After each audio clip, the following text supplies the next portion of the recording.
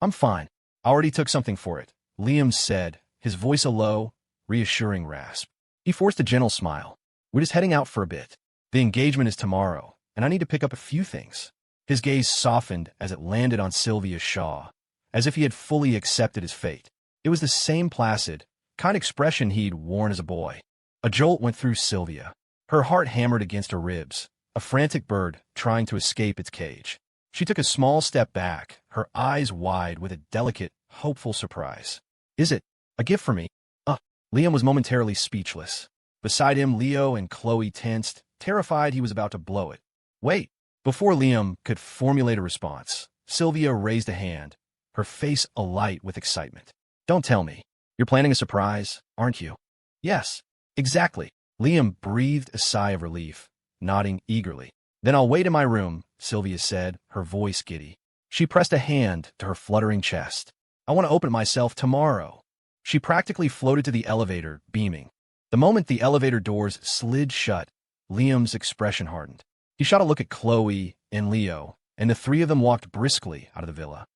Man, Liam, Leo said from the passenger seat, glancing at his friend who was now behind the wheel. I think Ms. Shot is really into you. Please, Chloe scoffed from the back seat. So what if she is? A lot of people are into my brother. You think he's a pizza? He can't just hand out slices to everyone. Leo, properly chastised, raised a hand and scratched his head, shutting his mouth. We've got a tail, Liam said coolly, ignoring their banter. His hands were steady on the steering wheel, his eyes flicking to the rearview mirror. Crap, what do we do? Leo hissed. We can't get you to the docks like this. This is so annoying, Chloe muttered. He said he was going shopping. Do they have to follow us for that too? Liam was silent for a moment, his eyes scanning the glittering storefronts of the commercial district they were driving through. Leo, we're pulling over here. You get out and go into that coffee shop. I remember it has a back exit. Come out onto the next street over. I'll meet you at the back of the jewelry store. Talking to a smart person was never a waste of breath. Leo understood instantly. Got it. Chloe, you stay in the car and keep an eye on them. If they make a move, text us immediately. Chloe gave him an okay sign with her fingers. They executed the plan perfectly. Right in front of their pursuers, Liam and Leo pulled off a flawless switch. They didn't see me, did they? Leo asked anxiously as he slipped into the car, a surgical mask now covering the lower half of his face. Nope, they never even got out of their car, Chloe reported. I think they're just watching to see where we go. Perfect, Leo grinned, slamming the gas pedal. They'd never guess Liam is making a run for it. Ha ha. The car sped off toward the Landon estate. The rest of the drive back was smooth. The tail followed them all the way to the estate gates, and only stopped when they saw the car pull up to the villa. Leo took a deep breath, rubbed his hands together, and nervously opened the car door. Brother, don't be so nervous, Chloe chirped, seeing two servants glance in their direction. She grabbed Leo's arm, pressing close to him with a brilliant smile. Tomorrow is your big day. Sylvia will be so happy when she sees what we bought today. Leo swallowed hard, his own tension melting away as he looked down at Chloe's convincing performance. I'll help you pick out the perfect one, she continued, her voice light and bubbly as she guided the disguised Leo toward the elevator. I know exactly what a girl wants. The elevator doors slid shut. Down the hall, Landon watched the ascending floor number, his eyes narrowing. He turned to a nearby servant. The third floor doesn't need to be cleaned before tomorrow. Let the young master rest. Understand? Yes, sir, the servant replied. Just as Liam had predicted, everything went off without a hitch. Once inside Liam's room, Leo and Chloe quickly locked the door. Leo let out a huge breath. That was terrifying. Chloe, thank God for you. Hey, don't worry. My brother said the Landons don't really care that much about him. As the words left her mouth, a wave of sadness washed over Chloe. It was true. She had her grandparents and her mother, but her brother. It felt like he had always been alone. She sank onto the sofa where they had all been laughing just yesterday. Now it was just her and Leo. A sudden loneliness pricked at her, and her eyes grew misty. Leo saw the change in her expression and knew what she was thinking. He sat down beside her. Don't get lost in it, he said softly. Once tomorrow is over, Liam will send us his location, and we can go find him. He paused, then added, it's just a few tough days. Chloe wiped at the corner of her eye and squared her shoulders, her resolve returning. You're right. We'll all go hang out together. Who cares what the Landon family wants? Leo nodded in agreement. Just as he was about to say something else, a sharp knock echoed from the door. Young master, Mr. Landon said you need to select your suit for tomorrow. Could you please open the door? It was Jason's voice. Chloe and Leo froze, their hearts leaping into their throats. Leo scrambled for his phone, found a pre-recorded audio file from Liam, and glanced at Chloe before pressing play. I'm resting. We could talk about it tomorrow. The modulated voice filled the room. Outside, Jason frowned. Sir, tomorrow is a very important day. It would be best if you came out to make your selection. This is an order from Mr. Landon himself. They hadn't expected Jason to be so persistent. Leo and Chloe exchanged a panicked look. Leo found another recording, but before he could play it, Landon's voice cut through the tension from the hallway. Jason, don't disturb them so late. Leave the suits at the door. They can choose for themselves in a little while. His tone was one of command, leaving no room for argument. Jason, however, didn't back down easily. Sir Ian, I'm not sure that's appropriate. I need the young master's selection before I can make the preparations. What are you saying? Are my orders not good enough for you anymore? I wouldn't dare, sir. Remember your place, Jason. You are a dog of the Landon family. Don't overstep. Your correction is noted, sir. Leave him at the door. The Xia girl is in there with him. They're choosing a gift for Miss Shaw. Do not disturb them. Huddled behind the door, Chloe and Leo listened, barely breathing. Finally, Jason relented. Yes, sir. Young master, I will leave the suits by the door. Please retrieve them when you have a moment. They both let out a silent sigh of relief. At the same time, Leo hit play on the final recording. Liam's voice filled the room. Understood. After waiting 2 hours in complete silence, Chloe and Leo carefully cracked open the door. The hallway was pitch black. Not a single light was on, let alone a person in sight. Relieved, they looked at the garment bags left on the floor. Leo quickly pulled them inside. Leo, I'll head out first, Chloe whispered, closing the door again. You absolutely cannot fall asleep tonight. Half an hour before the ceremony tomorrow morning, you have to find a way to get up to the 4th floor. I'll meet you there. Leo nodded, signaling her not to worry. No problem. I'll just play video games all night. The hardest part is over. Still, I can't believe Liam was so right. That Ian guy really did help us out in the shadows. He wants my brother gone more than anyone, Chloe stated. After signing the papers for 2% of the Landon family shares, she understood perfectly. Her small stake was worth billions on paper, and even though the cash payout was only a little over $100 million, holding the shares was what mattered. The entire Landon family fortune had to be in the hundreds of billions. With that much at stake, it would be strange if Ian Landon wasn't greedy. Okay, I'm heading out, Chloe said, pulling the door open and holding up her phone.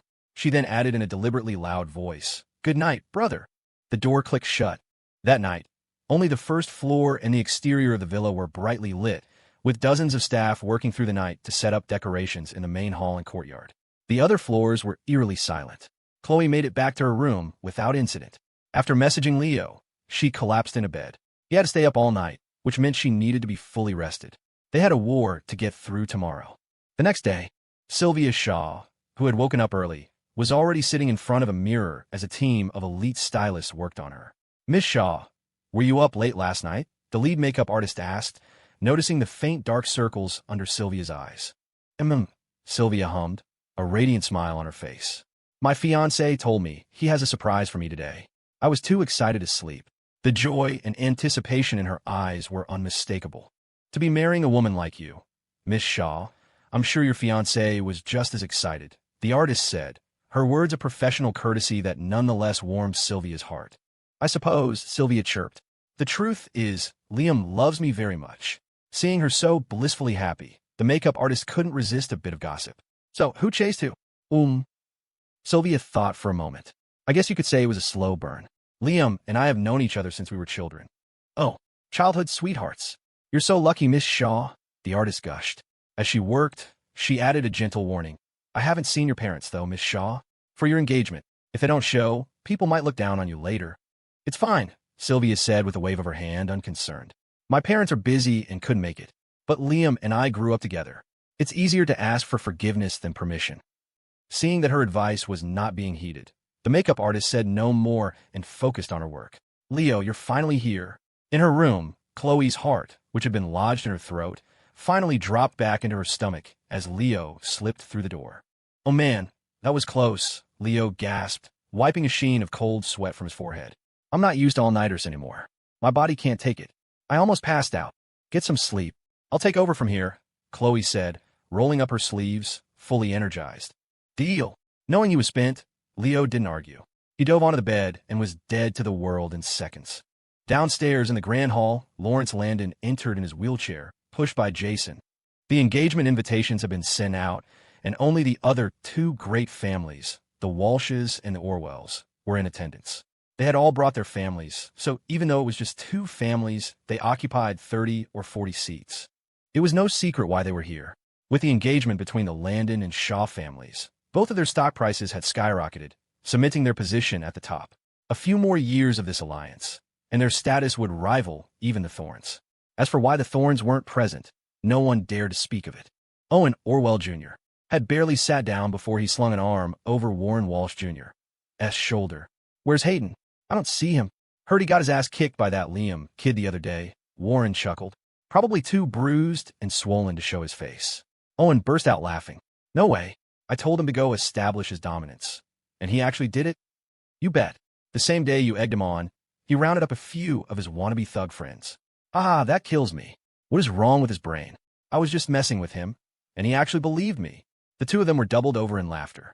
Meanwhile, their fathers were engaged in a more refined exchange. "The happy couple should be making their entrance soon. Shouldn't they, Lawrence?" Warren Walsh Sr. said, his words laced with a subtle familiarity, effortlessly bridging the gap between them.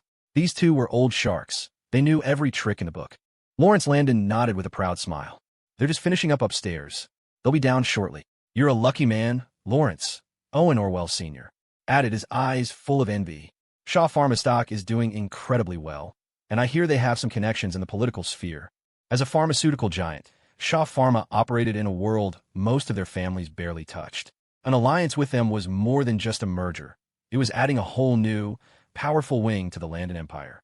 Lawrence's eyes shone with pride, but his words were modest. "Oh, that's their own business. I've already decided. After the engagement, I'm letting the kids run their own careers. The Landon family is big enough for them to do whatever they want." It was a clear declaration of handing over power. But coming from Lawrence Landon, the man who had clawed his way to the top of the four families, how much of it was true? Warren Walsh Sr. simply smiled and glanced toward the grand staircase. The red carpet was laid out, flanked by an extravagance of fresh flowers and scattered crystals.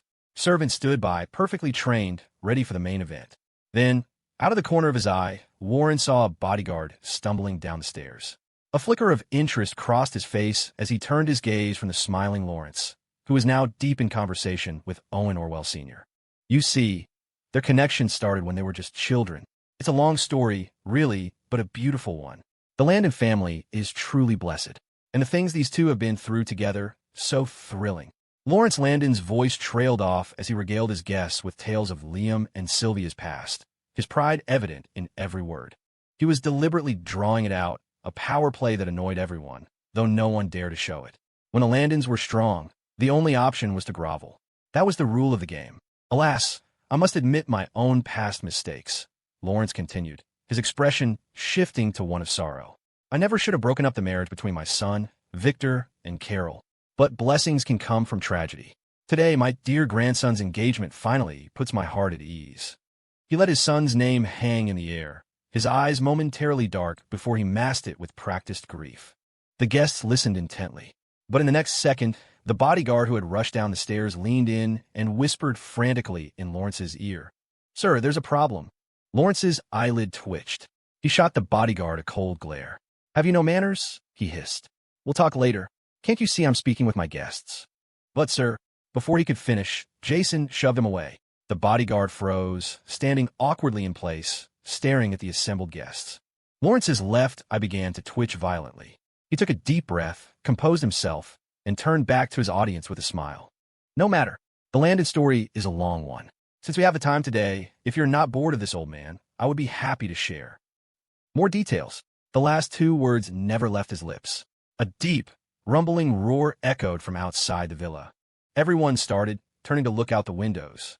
Against the blue sky, over a dozen helicopters hung in the air, circling the estate.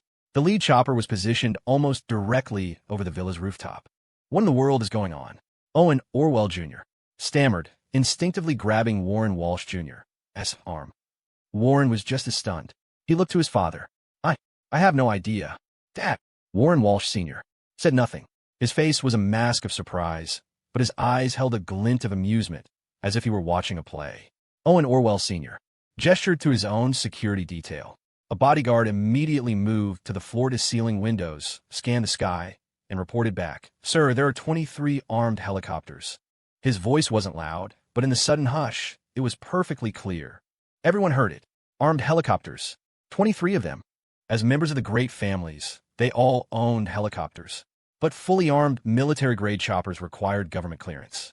Being able to borrow 3 or 4 was a massive display of power. 23 was unheard of. The swarm of helicopters blotted out the sun, casting the Landon estate into a premature twilight. The thrumming of their rotor blades was deafening.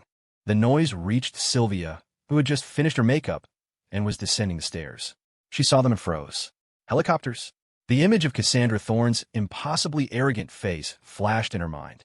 No, not now. Cassandra, are you really going to show up at a time like this? Is stealing another woman's husband that satisfying for you? She clenched her fists and rushed down the stairs, calling out to Lawrence at the front of the hall. Grandpa. Lawrence turned, taking her hand in his. Don't be afraid, he soothed. Every major media outlet is here today. Even if the Thorne family wanted to make a move, they wouldn't dare. Sylvia took a deep breath, her racing heart beginning to calm. He was right. With the media broadcasting everything live, if Cassandra Thorne so much as fired a warning shot, the online backlash would be enough to tarnish the Thorne family's reputation for years. And indeed, the media was there. Live.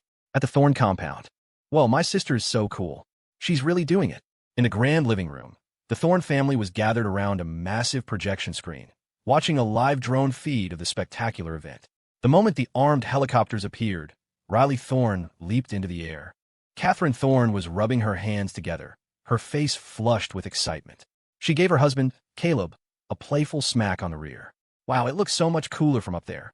Honey, why didn't you ever take me up in a chopper like that? Caleb shuddered. Honey, I was the one who came to rescue you. Oh, right. Catherine remembered, but her excitement didn't wane.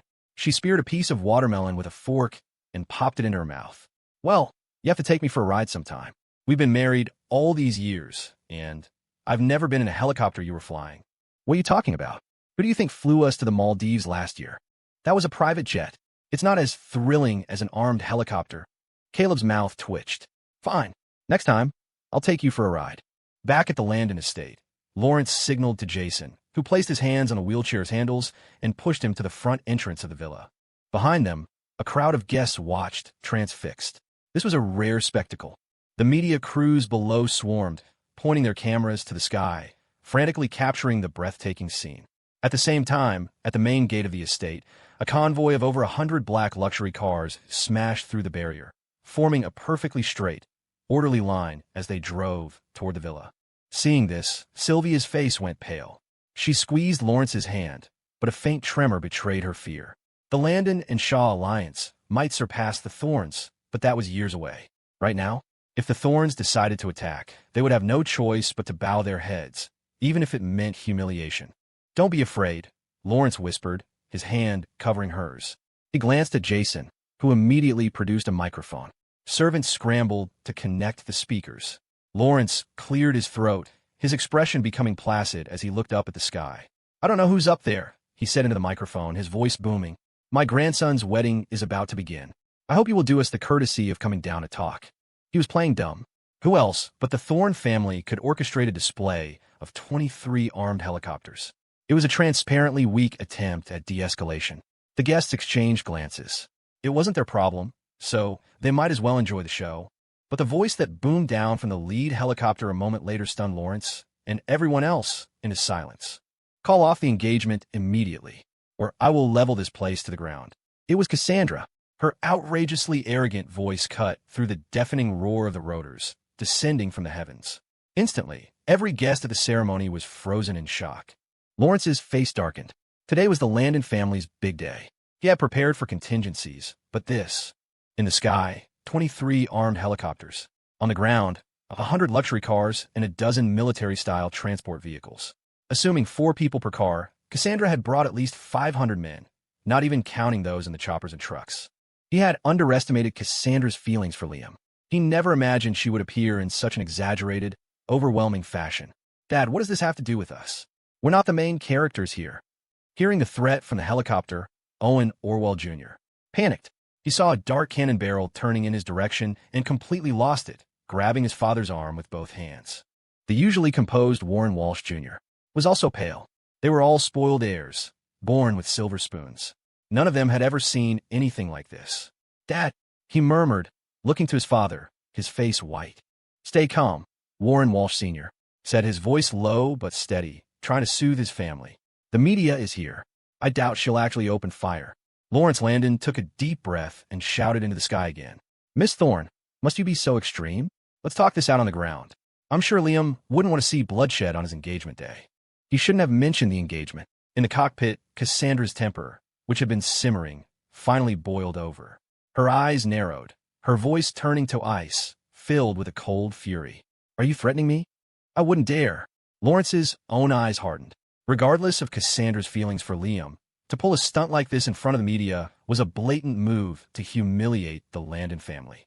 If he backed down today, the news tomorrow would be all about how the Thornes crashed the wedding and the Landons crumbled. With the other families watching, it would make them a laughingstock. His voice grew colder, his gaze steely. "Today is a joyous day for my family. The world is watching. After you arrived with such a grand display, Miss Thorne, how could I possibly threaten you?" The roles were reversed. It was clear who was threatening whom. Cassandra knew Lawrence was a deep-scheming old fox, just shifting blame, preparing to let them both go down in flames if necessary. But she didn't have time for games. She hadn't seen Liam in 48 hours, and in that time, she hadn't slept, consumed by a gnawing anxiety. The thought of Sylvia Shaw having unfettered access to him during that time was like acid in her gut. If it wasn't for this moment, she would have already kidnapped Liam and locked him away in her domain for eternity. So, right now, she had no patience for Lawrence Landon's circular logic. "In 3 minutes, I want to see Liam on that rooftop." Her voice, low and laced with an undeniable command, rained down from above. Before Lawrence could respond, Sylvia couldn't take it anymore. She couldn't bear to have the most important, most anticipated day of her life trampled on like this. She snatched the microphone from Lawrence's hand, her usual gentleness gone, replaced by a sharp, cutting tone. "Cassandra Thorne, Liam is engaged to me. Whether this ceremony happens today or not, he is my fated fiancé. Why have you come here, just to humiliate yourself?" "Insolent," Cassandra roared.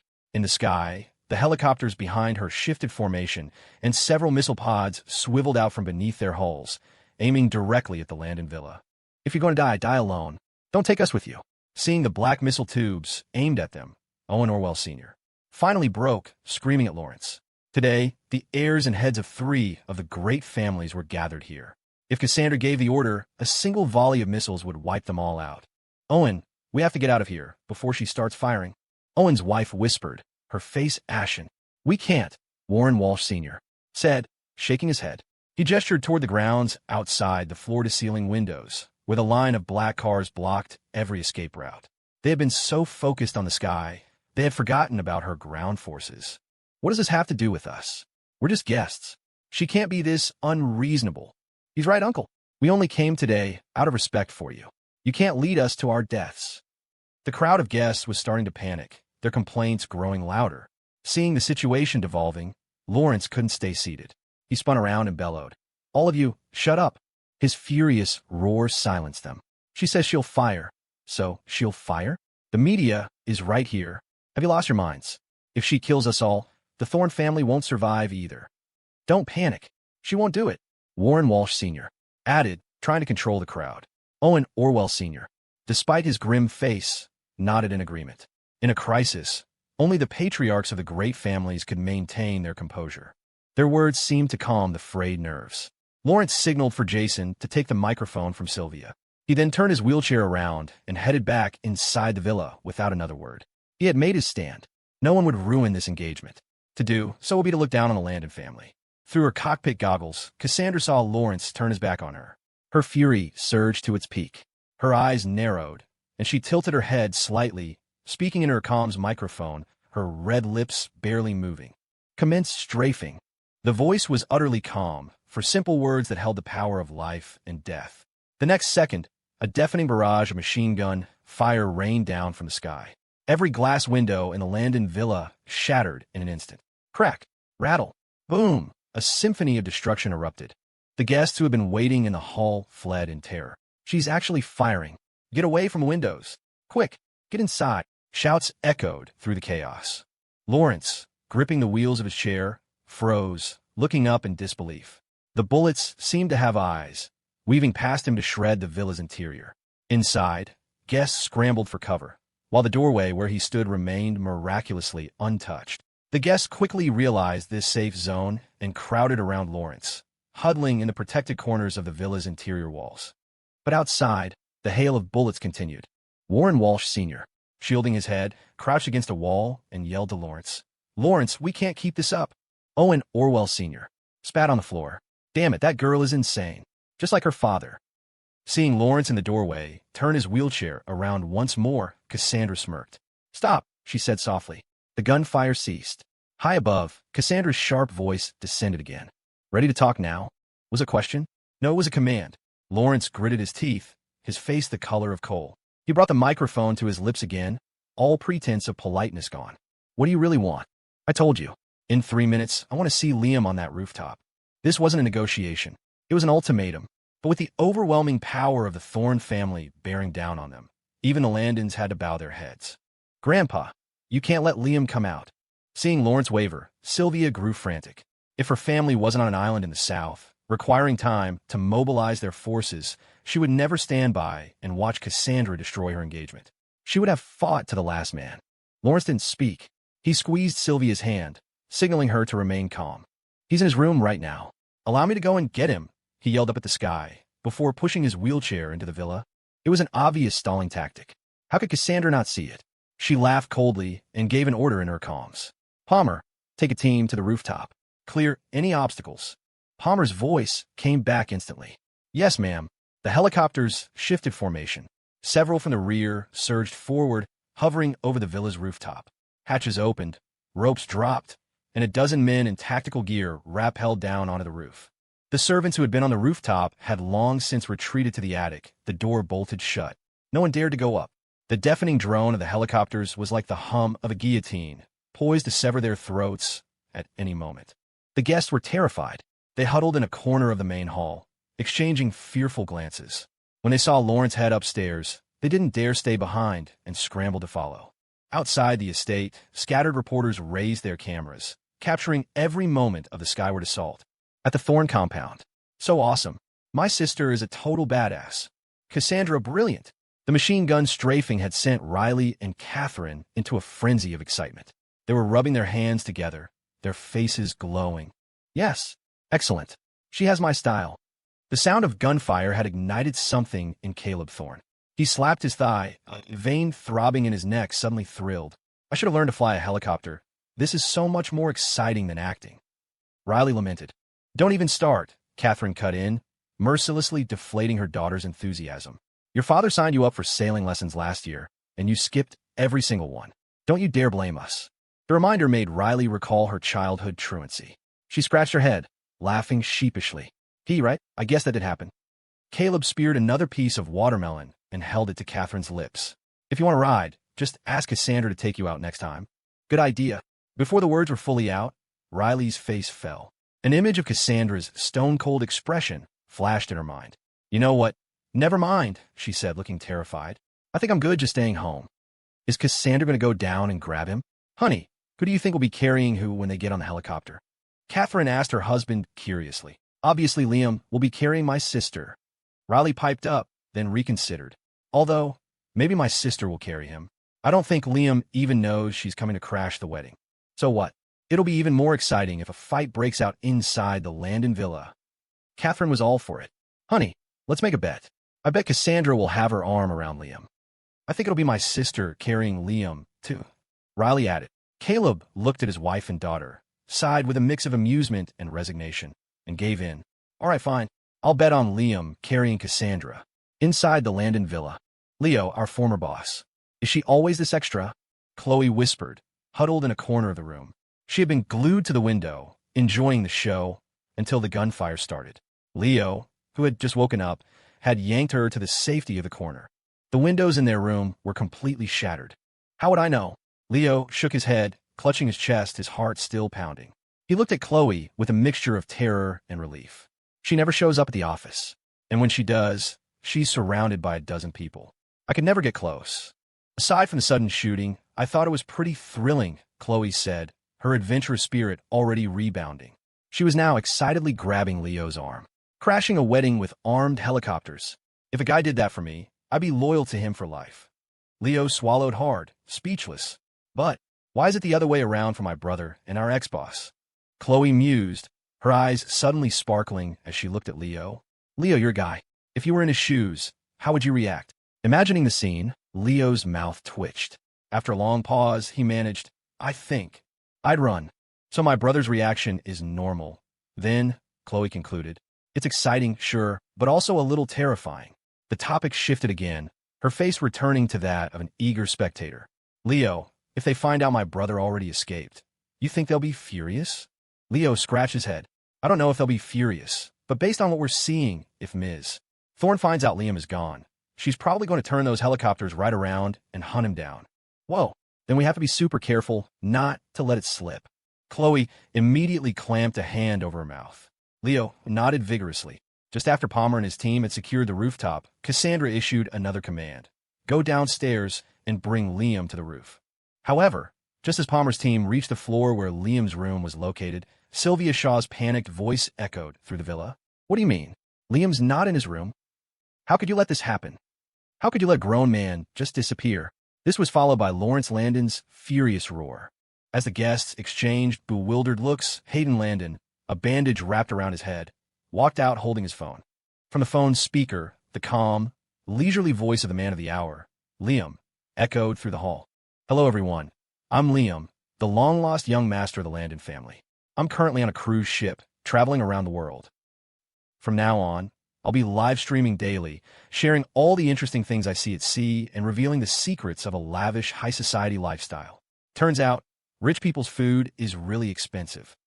Hayden's phone continued to broadcast Liam's relaxed voice, a stark, comical contrast to the bullet-riddled, debris-strewn chaos of the engagement party. Lawrence was stunned, staring at Hayden with an expression that could kill. Sylvia's face was a mask of utter disbelief. She couldn't accept that Liam had run away. Just yesterday, he had spoken to her so gently, telling her he was going out to buy her a surprise. Only now did she understand. The surprise was just a delaying tactic. Buying a gift. He must have left yesterday, the moment he stepped out of the house. Liam, you lied to me. Holy crap. Hayden, what are you playing? Is that a recording Liam made? Owen Orwell Jr. was the first to snap out of it. Warren Walsh Jr. strode forward, snatched the phone from Hayden's hand, and then, with a hint of schadenfreude, announced, it's a live stream. He's live streaming from the middle of the ocean. Looking around at the wreckage, Warren Walsh Sr.'s feigned tension completely vanished. The guest of honor had vanished from his own party. He bit his lip, fighting back a laugh as he turned to Lawrence. Mr.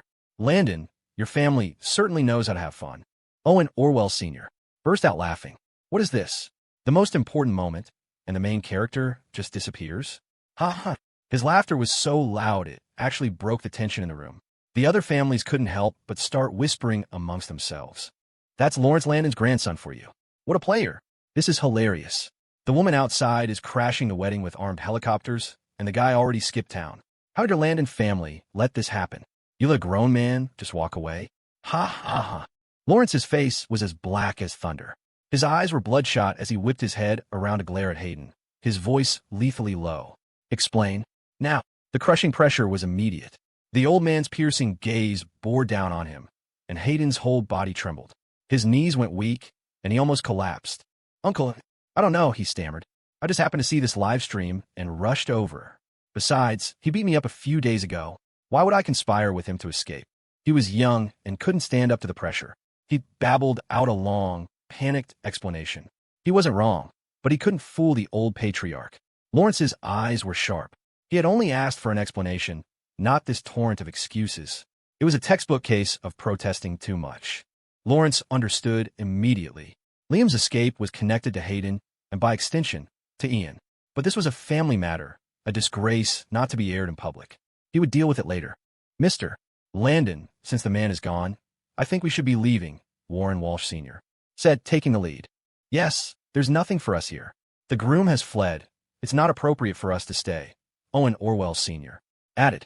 With Cassandra's forces still outside, They figured they could explain the situation and be allowed to leave. No one wanted to linger in this hornet's nest. However, Cassandra's voice once again boomed down from above. 60 seconds remaining. 59. 58. The countdown began, a cold, merciless death timer. Owen Orwell Sr. couldn't stand it. He rushed to Palmer, grabbed the comms device from his hand, and yelled into it. "You crazy girl. Liam is gone. What do you want us to hand over?" A cold laugh. "Huh, do you think I'm that easy to fool?" The countdown stopped. When she left 2 days ago, Liam had been safe and sound in the Landon villa.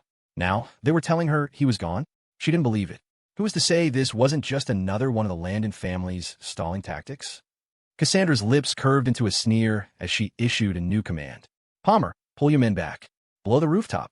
From now on, continuous fire. I'm searching this place floor by floor." She was going to see just where Lawrence Landon could hide Liam. "Yes, ma'am." Palmer acknowledged, leading his team back up the ropes to the helicopters. "You lunatic. Quick, get out. She means it. Everybody downstairs. Go. What are you standing around for?" Warren Walsh Sr. roared at the crowd of guests. In an instant, everyone realized that whether Liam had truly escaped or not, Cassandra Thorne was not a person you could reason with. She was a madwoman, and madwomen don't play by the rules. Men and women scrambled for the stairs. Women in high heels kicked them off and ran barefoot, all sense of decorum abandoned in the face of mortal danger. Sylvia's face was ashen. "Grandpa, what do we do? Downstairs now? She's crazy. She will absolutely blow this place up."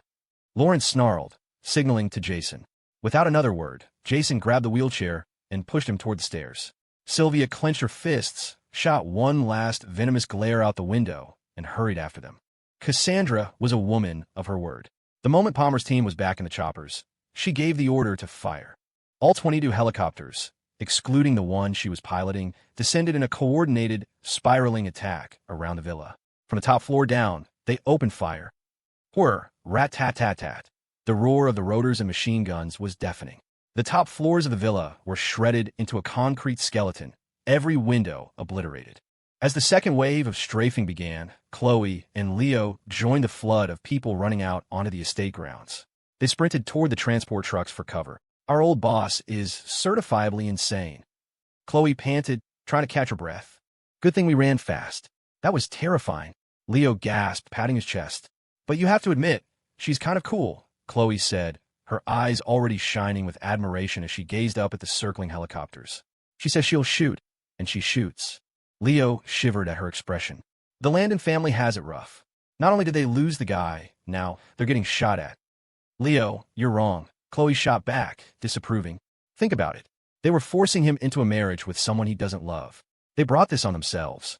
She added, "Wasting sympathy on them is just cruel to yourself. We should be worried about us." "You're right," Leo nodded, looking at Chloe with a new sense of surprise. They really were cut from the same cloth. Chloe's logic was a mirror image of Liam's.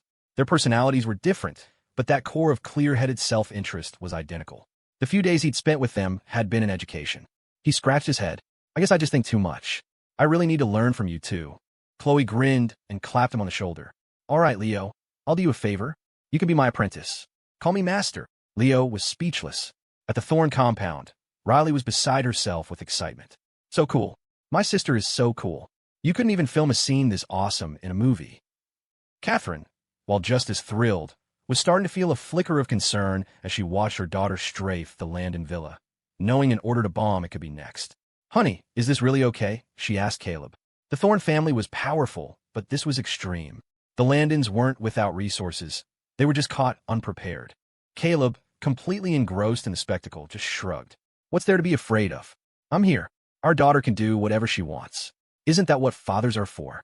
To clean up their kids' messes?" That was all the encouragement Riley needed. "Dad, can I fly a helicopter and blow up a building too?" she asked, her eyes gleaming. Caleb smacked her lightly on the head. "Sit down," he barked. "Your sister has a plan. You'd probably fly the helicopter into a ditch. What do you know about blowing things up?" A chastened Riley sank back in her chair, rubbing her head and muttering, "It's just blowing up a building. And obviously, I learned how to fly first. I'm not that stupid." Caleb snorted, pointing at the screen. "Do you have any idea how much preparation your sister did before this?" She notified all the media outlets. "They can film, but they can't post anything without our permission. Those military trucks she sent are to block any escapees." She guaranteed them that no one would be harmed. It looks like she's blowing up a building, but in reality, she hasn't hurt a single person. You think it's as simple as just giving an order." His tone was serious, and the joyful atmosphere in the room instantly cooled. Seeing Riley's eyes well up, Catherine intervened. "Riley, didn't you notice your sister gave them plenty of time to escape?" she said gently. "Destroying the building is just property damage. We can blame it on mercenaries later. It's called misdirection.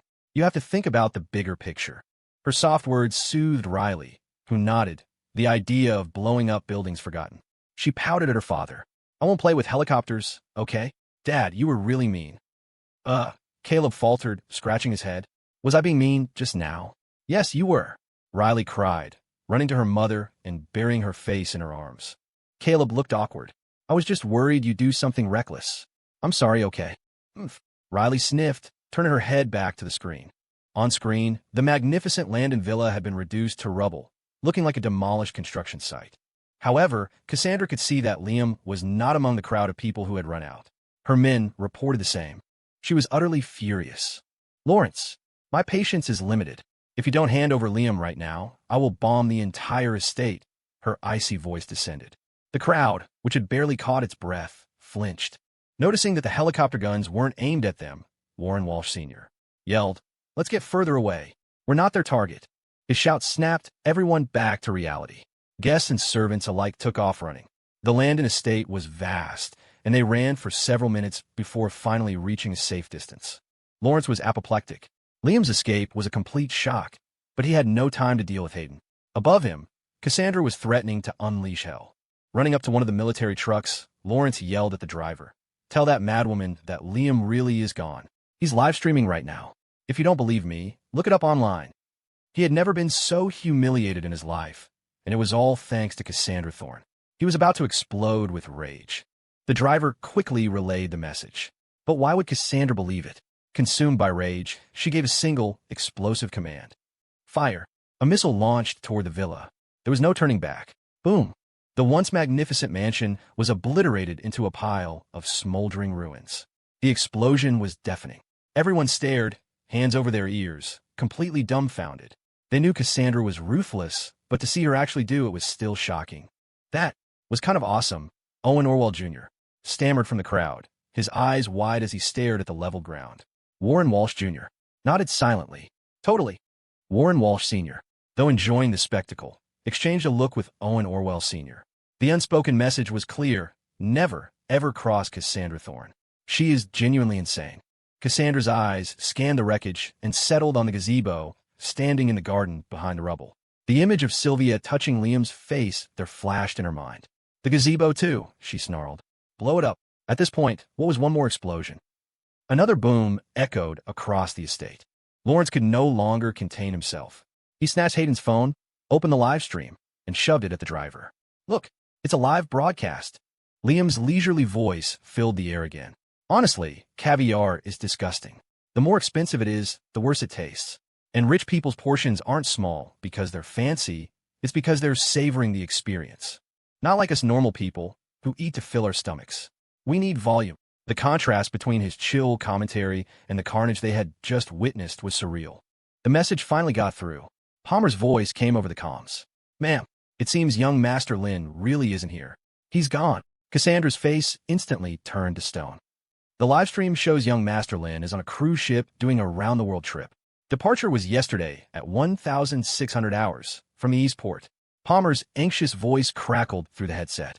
Cassandra's eyes narrowed as she glanced down at the chaos below. A cold, sharp smile touched her lips. "He runs fast." The next second, her hand moved on the controls. Her lips parted, and a new command was issued. "Pursue." "Yes, ma'am." In the sky, Cassandra's helicopter squadron pivoted as one, turning away from the smoldering Landon estate and vanishing into the horizon. At the Thorne compound, Caleb stood up as the helicopters disappeared from the screen. He straightened his collar. "The show is over," he announced. "Time for my entrance." "Dad, they haven't found Liam yet. Why did they leave?" Riley asked, blinking in confusion. "Sweetheart, your brother Liam wasn't at the Landon estate," Catherine explained with a smile, rising to adjust Caleb's tie. "He wasn't in the crowd that ran out." "Honey, are you going to go brief the media on their creative writing assignment?" Catherine asked, a twinkle in her eye. "Brief? What briefing?" Caleb chuckled. Who saw the Thorne family do anything? He pulled out his phone and dialed a number. In Liam's live stream, the chat was exploding. Isn't it your engagement today? Did you run away? No way. She's Sylvia Shaw. Only an idiot would run away from that. I knew the rich were messy. Factory guy, what is going on? Explain yourself. The news that Liam was on a cruise ship on his engagement day was trending everywhere. The #1 topic was hashtag Liam flees wedding.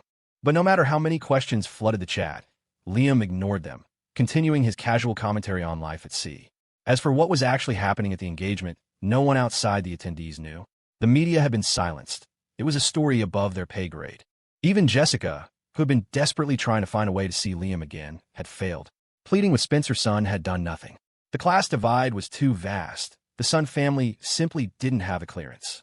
Now, seeing the news of Liam's escape, Jessica's eyes lit up. Mom, Dad, book me a ticket. I'm going on a cruise. But this time, her father, Frank, didn't jump to help. Jessica, the family doesn't have the money to book you a ticket anymore. Her mother, Karen, looked pale as she shook her head, watching Liam sample gourmet food on her phone. For the first time, she seemed to understand what social strata really meant. Some things were simply out of their reach. The Fong family was bankrupt. Even her brother, Justin, couldn't resist a snide remark. Sis, stop daydreaming. You took the last of the family's money for that welcome home party for Liam, and what happened? We have nothing left. You even spent my house down payment. Justin, how can you say that? Jessica snapped. I was looking for an opportunity. Who was it that told me to win Liam back? And how much money have you taken from me over the years? Jessica, Frank shouted, his face red with anger. When your mother and I were working, we could support you both. But now, we're too old to even get factory jobs. You blew our entire life savings on that last stunt, and you didn't even get to see Liam's face. Karen sighed. Stop dreaming. Jessica, listen to me. I'll ask some friends to get you and Justin jobs at a factory. You too can start working. We still owe over $3,000 on that online loan. Let's work together and pay it back. Mom, I can't work in a factory. I'm meant to marry into a rich family. Jessica stared at her family in disbelief, her face ashen as she looked at her phone. The irony was crushing. On the screen was the man who was once so close, so familiar, now impossibly distant. In just 3 months, his status had skyrocketed. He was thriving. And her family was broke, in debt, and even Chad had dumped her after she begged him to take her to a high society gala. He already had a new girl. $3,000. There was a time when she could have gotten 10 times that from Liam with a single pout. Now, she was being forced into a factory. She was a Columbia beauty, the center of everyone's universe. Now she was destined for an assembly line. It was like fate was playing a cruel joke on her. You don't have to help me, she said, putting her phone away and refusing to engage any further. I'll figure it out myself. She walked out of the living room. Meanwhile, her brother, Justin, seemed to have grown up overnight. He stared at Liam's face on his phone, his old swagger gone, replaced by a quiet resolve. It's fine. Liam worked in a factory before, and he didn't break. Why would I? He said with a small smile, and said no more. Back at the Landon estate. Mr. Landon, let's just let this go. Neither of our families was harmed. The Walshes won't pursue this matter, Warren Walsh Sr. announced. The Orwells will also remain silent. We won't pursue it, Owen Orwell Sr. echoed. It was just common sense. Pursue what? And against whom? The Thornes? Please. They blew up the Landon villa. It had nothing to do with them. They had been scared, sure, but no one was actually hurt. What was there to pursue? It was just a good show. Just then, Warren Walsh Sr.'s phone rang. He glanced at the screen, stiffened, and quickly answered. Yes, good, he said, then put the call on speaker. As everyone watched in confusion, Caleb Thorne's cheerful voice filled the air. I heard some mercenaries caused a disturbance at the Landon estate. Mr. Landon, are you all right? Does the Thorne family need to dispatch a team to provide support? His voice echoed, and the entire scene fell silent. No one there was a fool. The words were a clear statement of the Thorne family's position. What explosion? We didn't see anything. Are you okay? Need any help? Lawrence Landon's face was beyond dark. He glanced at the reporters, who were all staring intently, no one on their phones. The message was clear. The Thornes had already handled them. Nothing that happened here today would be leaked. Lawrence took a deep, shuddering breath. Staring at the ruins, his hands clenched into fists, he forced the words out through gritted teeth. Thank you for your concern, Mr. Thorne. We've only lost a property. The Landon family is not so weak. As long as everyone is safe. Mr. Landon, when I have some free time, I'll pay you a visit to express my condolences, Caleb's cheerful voice replied, and then the line went dead. Seeing that Lawrence was on the verge of fainting from rage, Warren Walsh Sr. put his phone away. Well, Owen, I think it's time we were heading back. The subtext was clear. Let's get out of this disaster zone. Owen Orwell Sr. nodded eagerly, and the two families departed. Lawrence felt like his teeth were about to crack from grinding them so hard. As the last of the guests left, he turned his gaze to Sylvia, whose own face was a mask of cold fury. "Miss Shaw, please take the servants and the media to the guest house." Sylvia bit her lip, her eyes venomous. She nodded and led the remaining crowd away. With everyone gone, Hayden swallowed nervously. "Uncle, Dad, what about us?" He didn't finish. Lawrence's razor-sharp gaze cut him off. Hayden froze, his body trembling uncontrollably. Lawrence turned his cold eyes on Ian. "You helped him escape." Ian knew he couldn't hide it from his brother, nor did he want to. He simply nodded. The boy doesn't want to inherit the family fortune. He told me so himself. I didn't see the point in forcing him. Brother, if he doesn't want it, why are you so obsessed? It shouldn't have been a big deal. So he ran. They could just drag him back. But Ian had never truly understood his brother. "Jason, kill him. Uncle." Hayden's face went white. The words left his mouth, but Jason moved too fast to be stopped. The moment Lawrence's command was given, a silver flash cut through the air. Where Ian Landon had been standing, a fountain of blood erupted. His head tumbled to the ground, his face still frozen in a look of shock. "Dad!" Hayden screamed, his legs giving out as he collapsed to his knees, paralyzed by the horrific sight. Lawrence wheeled himself over to Hayden's side and leaned down, his smile suddenly gentle, yet terrifyingly grim. "Do you know why your father died?" Hayden was in shock, staring blankly at Lawrence, his eyes wide with terror, unable to speak. "Because he betrayed me," Lawrence sneered, "and all who betray me must die." He was completely unhinged. When his bloodshot eyes fell on Hayden, he smiled again. "But don't worry, my boy. I won't kill you. Because you are the last root of our Landon family." Hayden looked at Jason, wiping the blood from his blade, and fainted dead away. "Pathetic," Lawrence snorted. He sat up straight. "Have someone watch him, and have the Shaw family find someone to help with IVF, starting today." As for Ian, he glanced at the severed head. He was the unfortunate victim of a stray bullet during the attack. The Landon family will hold a funeral for him in 3 days. He had been planning this for too long. He would not allow anyone to ruin his plans. "Yes, sir." Long after they had gone, Chloe and Leo crawled out of the bushes at the edge of the estate, their faces pale. Having witnessed the gruesome murder, they could barely walk. Chloe stumbled, grabbing Leo's arm. "Leo, are we still going to the guest house?"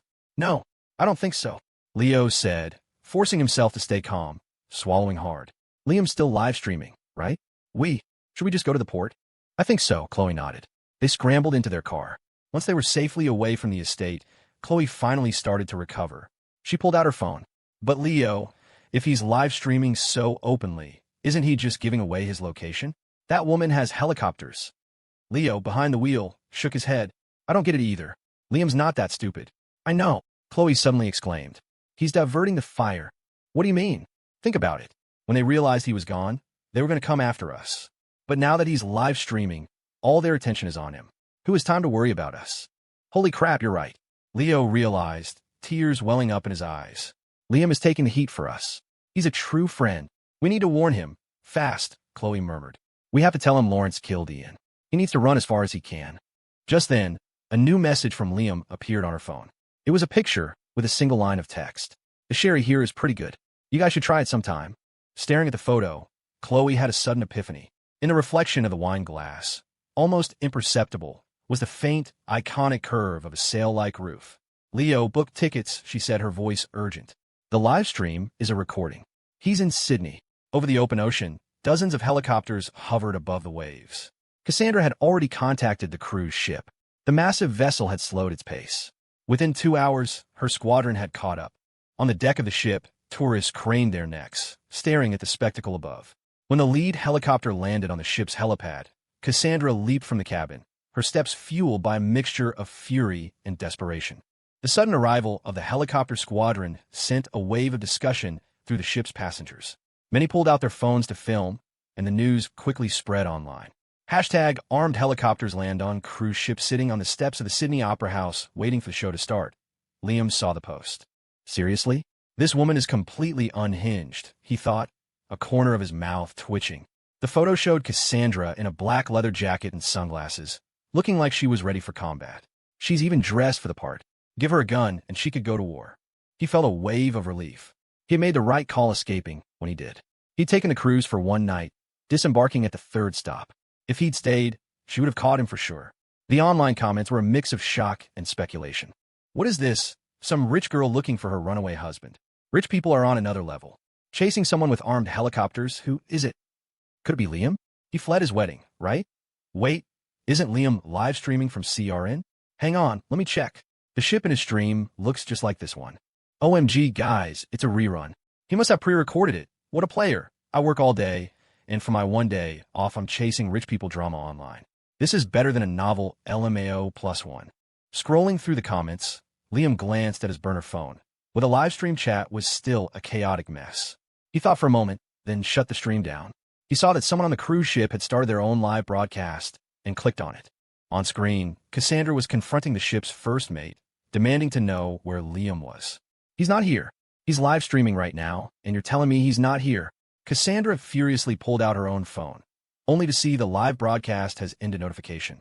Pure rage surged through her. She gripped her phone so tightly her knuckles turned white, her whole hand trembling. Fine. He runs fast. Cassandra gritted her teeth, forcing her anger down. Where did he get off? Sydney. The first mate explained, sweat beading on his forehead as he glanced at the helicopter. The ship docked, and he was off. He didn't stay long. Cassandra didn't reply. She spun around and marched back to the helicopter. As the rotors began to spin, the chopper lifted off the deck. The rest wasn't worth watching. Liam closed the broadcast. The hashtag about the helicopters wasn't at the top, but it was trending high. The connection had been made. I don't think this is Sylvia Shaw. Is it? Anyone know who this is? I've never seen her before. Who cares who she is? She can fly helicopters. She's obviously a big deal. Just enjoy the show. It doesn't affect my $3K a month salary. True, factory guy has all the luck, getting tangled up with two heiresses. Maybe he doesn't like Sylvia, so he ran away to elope with this one. Can't be. Why would he run a fake live stream then? The internet theories were endless. Liam's location was exposed, but he wasn't worried. He was in Sydney, Australia. It was a big country. Finding one person would be like looking for a needle in a continent-sized haystack. Besides, he looked up, a faint smile playing on his lips as he scanned the bustling crowd. He was at the Sydney Opera House, one of the most crowded places on Earth. As far as he knew, most of the Thorne family's operations were based in New York City. Mobilizing forces there was easy. But here, on the other side of the world, it would take a monumental effort to find him. And who's to say he wouldn't just run again? He checked the time, stood up, and disappeared into the stream of people flowing into the theater. Inside the helicopter, Cassandra issued a new order. Evelyn, tell the regional director to mobilize everyone and track Liam down. But before Evelyn could respond, Cassandra bit her lip, her strategy shifting in an instant. No, post a new trending topic. Tell Liam that if he agrees to meet me, I will never hurt him again. Miss, you almost never make public appearances. Evelyn's hesitant voice came through the headset. If you do this, to post something like that would be tantamount to a public plea. Cassandra Thorne, who was always the one in command, would be seen as begging. The Thorne family cultivated an aura of mystery. Cassandra rarely even went to the office, letting Evelyn and Haley Lou be the public faces. The more mysterious, the safer. This would throw Cassandra directly into the spotlight. Combined with the viral videos, her location was already known. She didn't have many people with her. What if she was in danger? It doesn't matter, Cassandra's cold voice cut through. The image of Liam's face flashed in her mind. The desire to see him had been stretched to its breaking point. She wanted to see him, to be in his arms, to tell him about the torment of the past few days. An endless longing flooded her, a torrent that could not be stopped. Hearing her tone, Evelyn knew better than to argue, but she couldn't help but ask, Miss, are you sure he'll even see the trending topic? He'll see it, Cassandra stated without a trace of doubt, a bitter, helpless smile on her lips. He's running around like this just to see my reaction, isn't he? She finally understood her own heart. In this moment, even knowing he was playing a game of cat and mouse, she was willing to fall into his trap. As for being mocked for it, if becoming a laughingstock was the price for seeing Liam again, she thought it was worth it. Hearing no reply from Evelyn, Cassandra gave her final order, her voice soft but resolute, less a command than a declaration. Post it. Tell him that if he's willing to meet, I will give him anything he wants. Soon, a new topic exploded onto the internet, rocketing past hashtag Liam flees wedding. Hashtag stop and she will give you everything. The post ignited a firestorm across the web. At the entrance to the concert hall, an usher approached Liam. Sir, please switch your phone to silent. We ask that you refrain from using your phone during the performance, out of respect for the artists and your fellow audience members. Thank you for your cooperation. Of course, Liam said. Turning off your phone during a performance at the Sydney Opera House was standard etiquette. He was here to enjoy himself, and he couldn't be bothered with the trending topics and drama blowing up back home. He pulled out both of his phones, powered them down, and followed the crowd into the Grand Theater. Shortly after he took his seat, the performance began. Whoa, has our boss had a personality transplant? Chloe Xia stared at her phone, her eyes wide with shock. She and Leo were on the ferry, waiting to depart. A new hashtag had just exploded onto her social media feed. Leo, you have to see this. Wait, are you already looking at it? Chloe turned to show him, only to see the exact same trending topic pinned to the top of the screen. This is so not her style, man. My God. Leo muttered, tapping to open the comment section. Holy crap. Is she really chasing him down? The drama. The angst. I live for this. Give me more. Hello. Is the internet your personal PA system now? Can you two be disgustingly in love in private, please? Factory guy, what kind of luck do you have to make a woman like that say something so desperate? Who even is this heiress? I've never heard of her. That's my ex-boss. I just got fired from Zenith Corp a few days ago. I can confirm it's her. Damn. Once her identity was confirmed, the internet erupted in a wave of envy and disbelief. What kind of man could make the CEO of Zenith Corp publicly humiliate herself like that? Leo, why do you think my brother won't just say yes to her? Chloe asked after scrolling for a while. The CEO of Zenith Corp, a billionaire, a stone-cold stunner. She'd been so focused on her anger at the Landon family's forced wedding that she hadn't stopped to think about the alternative. How should I know? Leo scratched his head, his memory drifting. I remember when Liam first started. Ms. Lou was the one who personally drove him to work. I thought he had something going on with her. Now that I think about it, Ms. Thorne must have ordered her to do it. What? So they knew each other from the very beginning. Chloe's mind finally caught up. She ran a hand through her hair. My brother and her. They have that kind of history. They must have. Wasn't Liam with the Hamiltons before that? Maybe they met at a gala or something, Leo reasoned. But what do I know? I was just a security guard. I'm not clued into that stuff, right? Chloe sighed, her eyes returning to her phone. Something still fell off? She frowned, her gaze landing on a long, analytical comment. Okay, hear me out. For a CEO-level woman to humble herself like this, something major must have happened between them. I'm talking a dark, toxic romance. Given Factory Guy's backstory, working in warehouses and factories, it's possible she was the one putting him through those tests as a form of torment. Now she's fallen for him, but he's rich and on the run, so she's panicking and using the internet to find him. That's my theory, anyway. The comment had a staggering number of likes. Pieced together with other online rumors, it painted a compelling, if dramatic, picture. But Chloe knew the reality. Those jobs weren't exactly torture. Liam had ended up making money from every single one. That wasn't enough to make someone flee across the world. Not unless his life had been in danger. Suddenly, she remembered the first time Liam had come to her apartment to treat her sprained ankle. The gloves he'd been wearing. Now that she thought about it, his hands were probably injured underneath. And the image of Lawrence Landon killing his own brother, Ian, right in front of her, was a horror she couldn't erase. The methods of these powerful families were truly unimaginable. If Ms. Thorne is saying all this, surely my brother will stop running if he sees it, right? Leo mused beside her. I mean, if it were me, I'd be tired of being on the run, always looking over your shoulder. It's better to just meet and clear the air, especially when a beautiful, billionaire boss is begging you. Who could possibly say no to that? But Chloe shot to her feet. No, she said, her voice sharp. He has to keep running. Leo stared at her, stunned, as she grabbed his wrist. Cassandra, Thorne definitely hurt my brother. She threatened him. Chloe declared, her voice filled with rage. And it's very likely she used me to do it. What? Leo gasped, looking at her in disbelief. How do you know that? A hunch, Chloe said, sitting back down. She added quickly, but don't dismiss it just because it's a hunch, Leo. A woman's intuition is a powerful thing. A woman. Leo blinked, his eyes instinctively glancing at Chloe's small frame. Noticing his weird stare, Chloe coughed awkwardly and crossed her arms over her chest. What are you looking at? It's just an expression. You know what I mean. Leo just scratched his head, his brain failing to compute. Chloe's cheeks flushed, and she quickly changed the subject. A while back, I got a sudden promotion at work. The company even gave me an apartment. Leo's eyes widened. The company gave you an apartment? Yeah. At the time, I thought it was because they recognized my talent. Now I realize it was because Cassandra Thorne had her eyes on me, Chloe said with a self-deprecating laugh. She had been so happy about it for days. In the end, it was just another way her brother had been forced to protect her. She couldn't imagine what Cassandra had demanded from him in return, what kind of torment he'd endured from that she-devil. You're right. She probably used you to threaten Liam. That's seriously messed up, Leo said, finally catching on and nodding in agreement. He glanced at his phone and sighed. But it seems like our boss is the type who doesn't stop until she gets what she wants. Liam can't run forever, can he? We'll see. It's up to him, Chloe said firmly. Whatever he decides, I'm on his side. Online, the deluge of hashtags and think pieces had netizens in a frenzy, weaving tales of high society drama, toxic love, and bitter revenge. Meanwhile, at the Royal Sydney Hotel, Cassandra Thorne and her entourage had checked into the presidential suite. She stared relentlessly at her phone, watching the hours tick by into the evening. But Liam never appeared. That day, Cassandra Thorne's world was painted in shades of gray.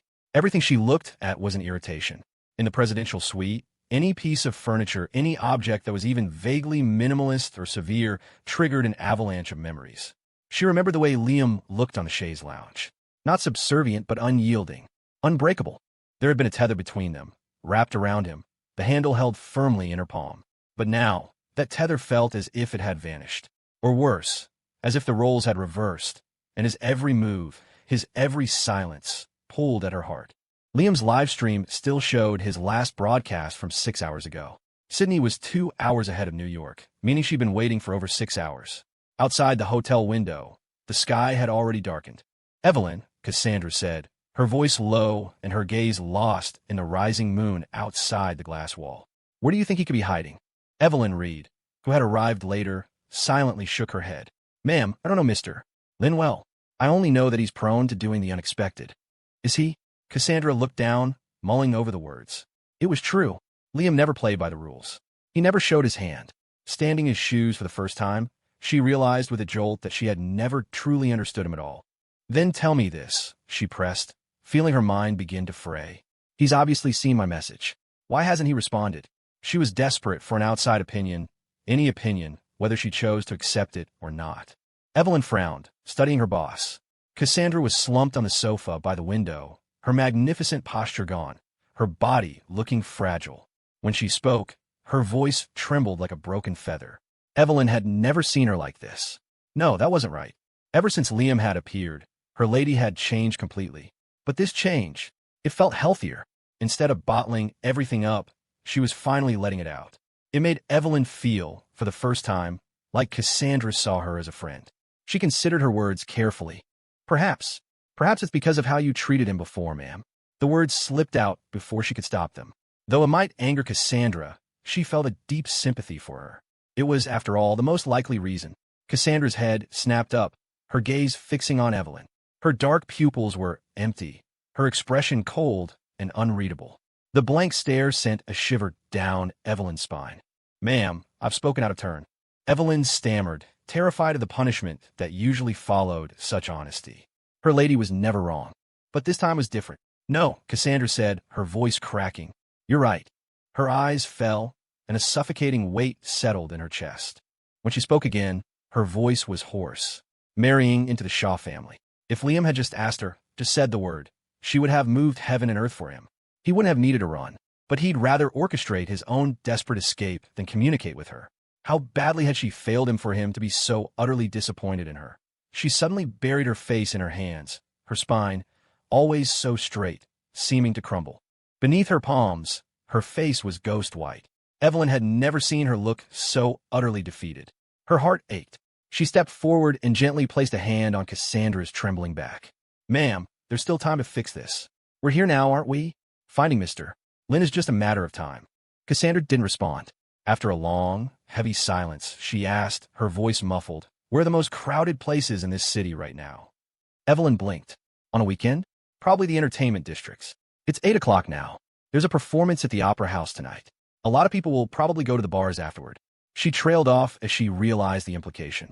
Ma'am, are you suggesting? Yes. Cassandra lowered her hands.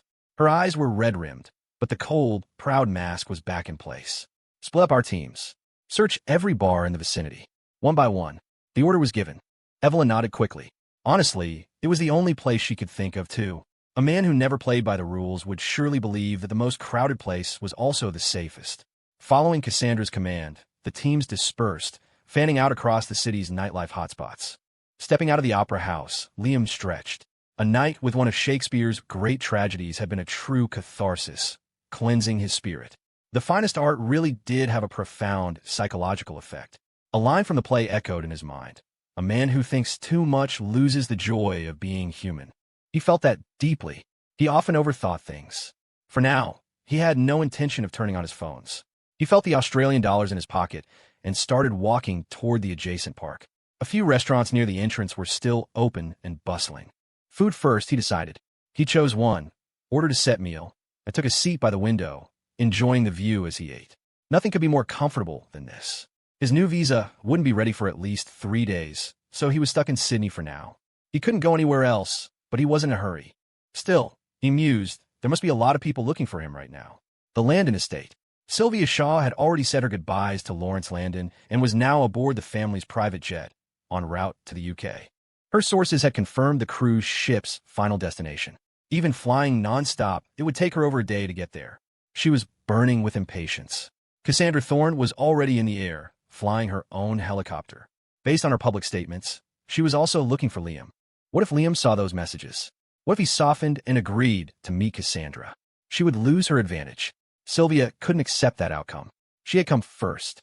More importantly, how could Liam betray her like this, running away from their wedding? It felt like a dull knife was carving a chunk of flesh from her heart. No, I will have him, she vowed, a chilling resolve hardening in her eyes.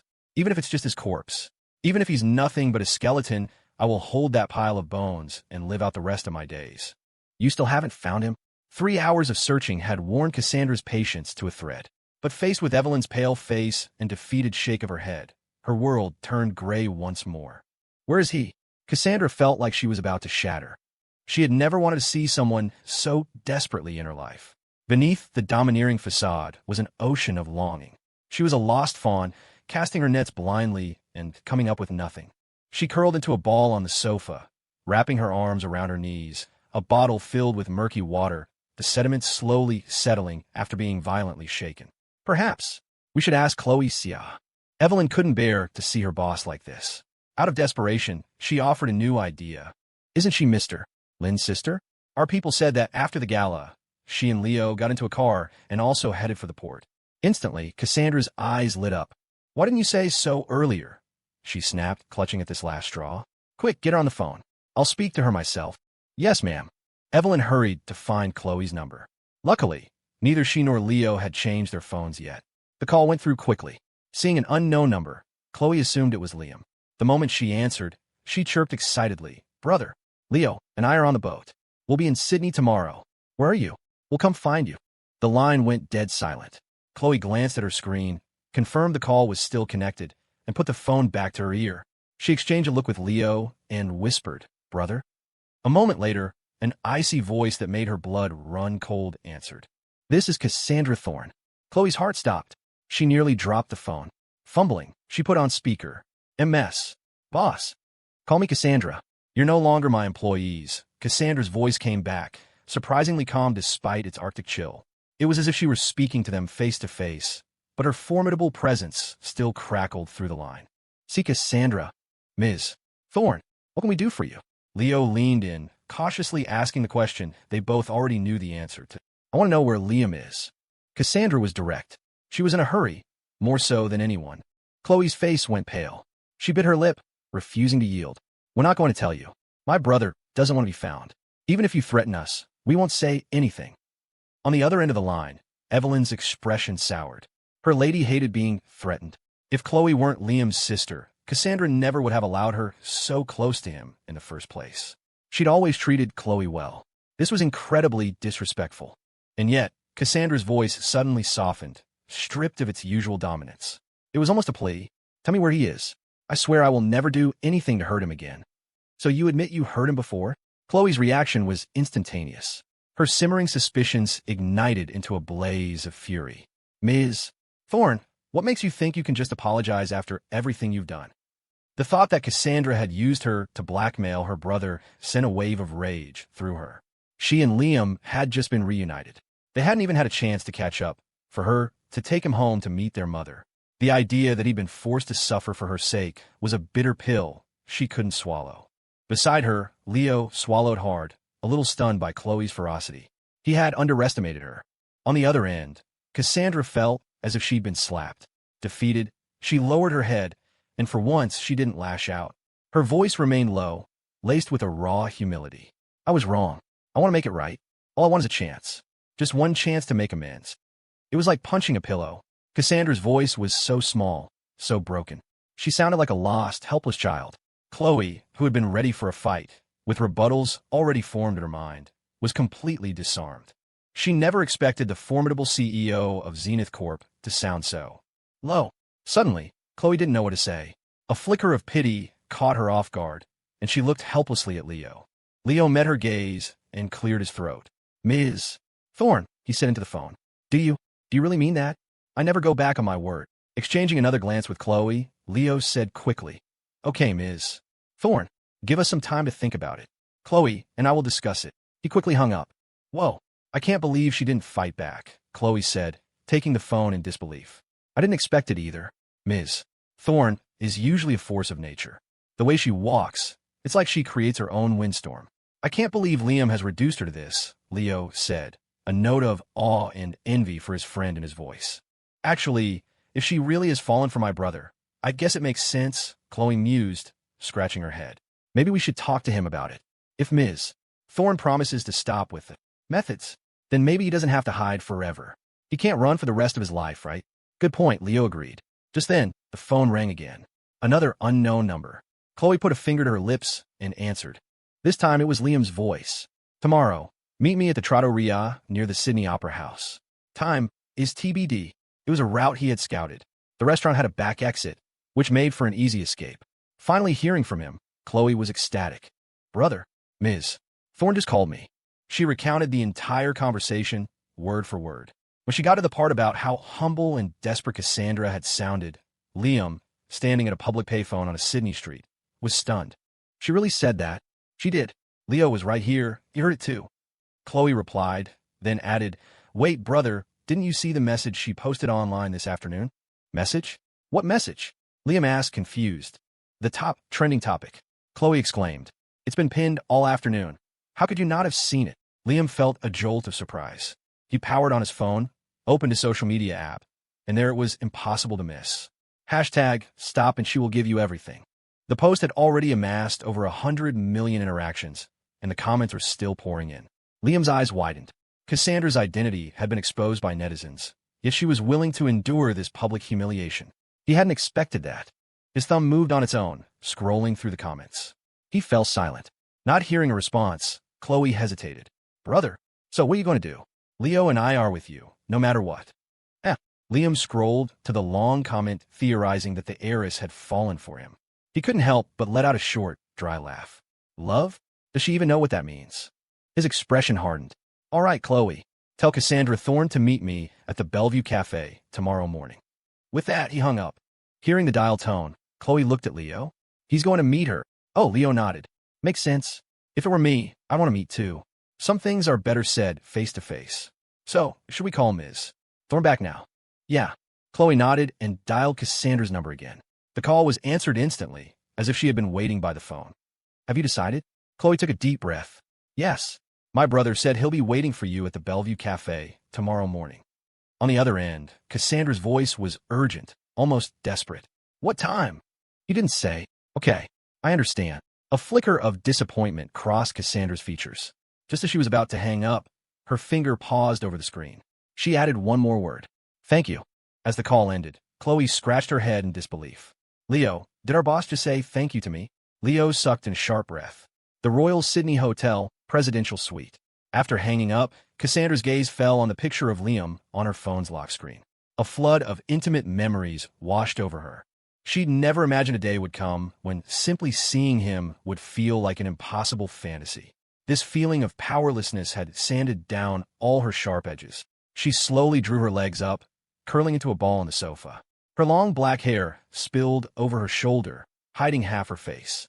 Her mind played a relentless reel of memories. His eyes, his face, the time he opened his lips and promised he would never leave her. She had long since been conquered by her own discipline and punishments. Now she was just a child, curled up helplessly on the sofa, looking abandoned and fragile. Evelyn couldn't bear the sight. The lady she knew was a proud, untouchable queen. But now, because a man, her eyes were red with unshed tears, her pride replaced by humility. She's really fallen for him. As an observer, Evelyn saw it most clearly. She parted her lips and said softly, "Ma'am, what did she say?" "She said Liam will be waiting for me at the Bellevue Cafe tomorrow morning." Cassandra's voice was muffled, trembling slightly. Evelyn's mind raced. "That means Mr. Lynn is in contact with Ms. Sia. Ma'am, should we monitor her phone and pinpoint Liam's location?" It was her lady's usual method, and the most effective one in this situation.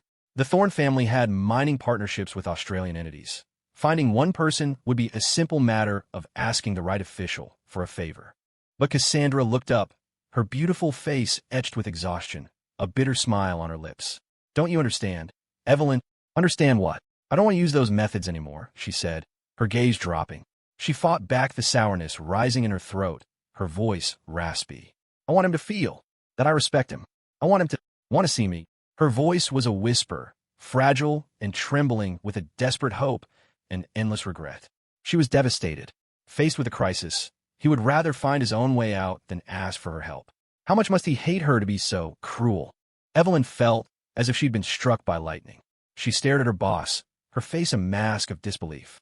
Did those words really come from my domineering, cold-hearted lady? It all made sense now. Why, when they'd landed, she had talked about calling the authorities, only to change her mind moments later.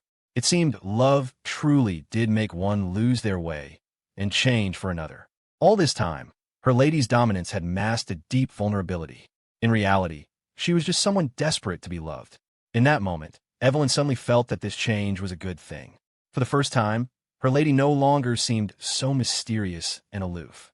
This mountain of raw emotion made her more alive, more human. She didn't argue. Instead, she followed her lady's lead. "Yes, I understand, ma'am. I'll go make preparations. You should get some rest. What time should I wake you tomorrow?" 4. He hadn't given a time, so she would go early. She refused to miss him again. Evelyn's eyelid twitched, but she nodded firmly. "Okay."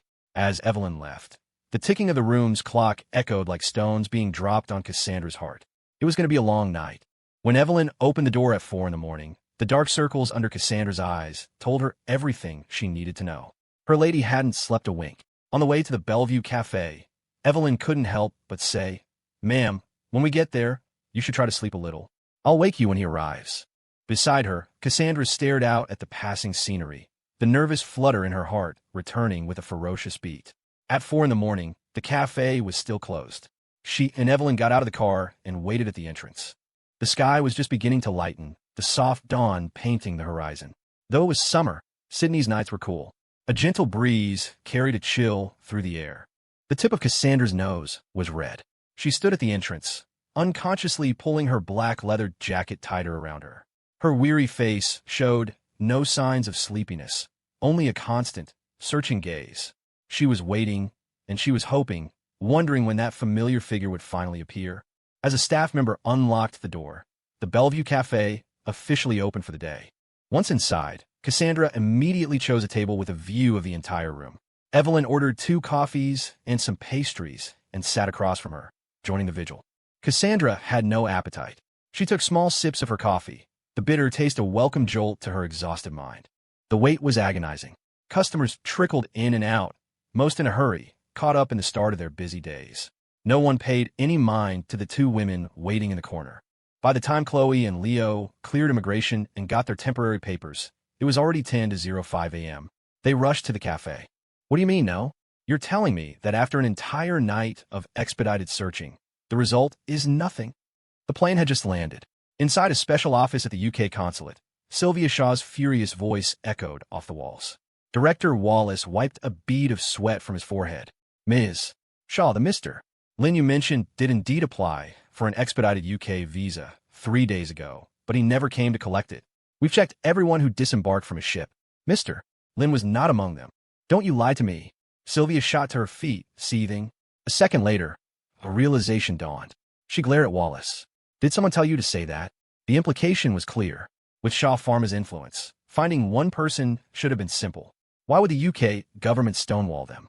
The only explanation was that Cassandra Thorne had interfered. Of course not. Wallace shook his head frantically. Sylvia narrowed her eyes, looking down at the terrified man in the office chair. Director Wallace, you'd better think very carefully about how you got this position. If you dare to lie to me, the Shaw family has 1,000 ways to deal with you. Her threat was venomous. A chill ran down Wallace's spine as he imagined what the Shaw family was capable of. Ms. Shaw, I wouldn't dare lie to you. I have a family. I have children. Please, you must believe me. Seeing that Wallace was pale with terror, Sylvia let out a cold snort, her expression grim. She sat back down, and after a moment of thought, a chilling smile spread across her face. So he got off the ship in another city? It's possible. Wallace stammered, still sweating, not daring to meet her predatory gaze.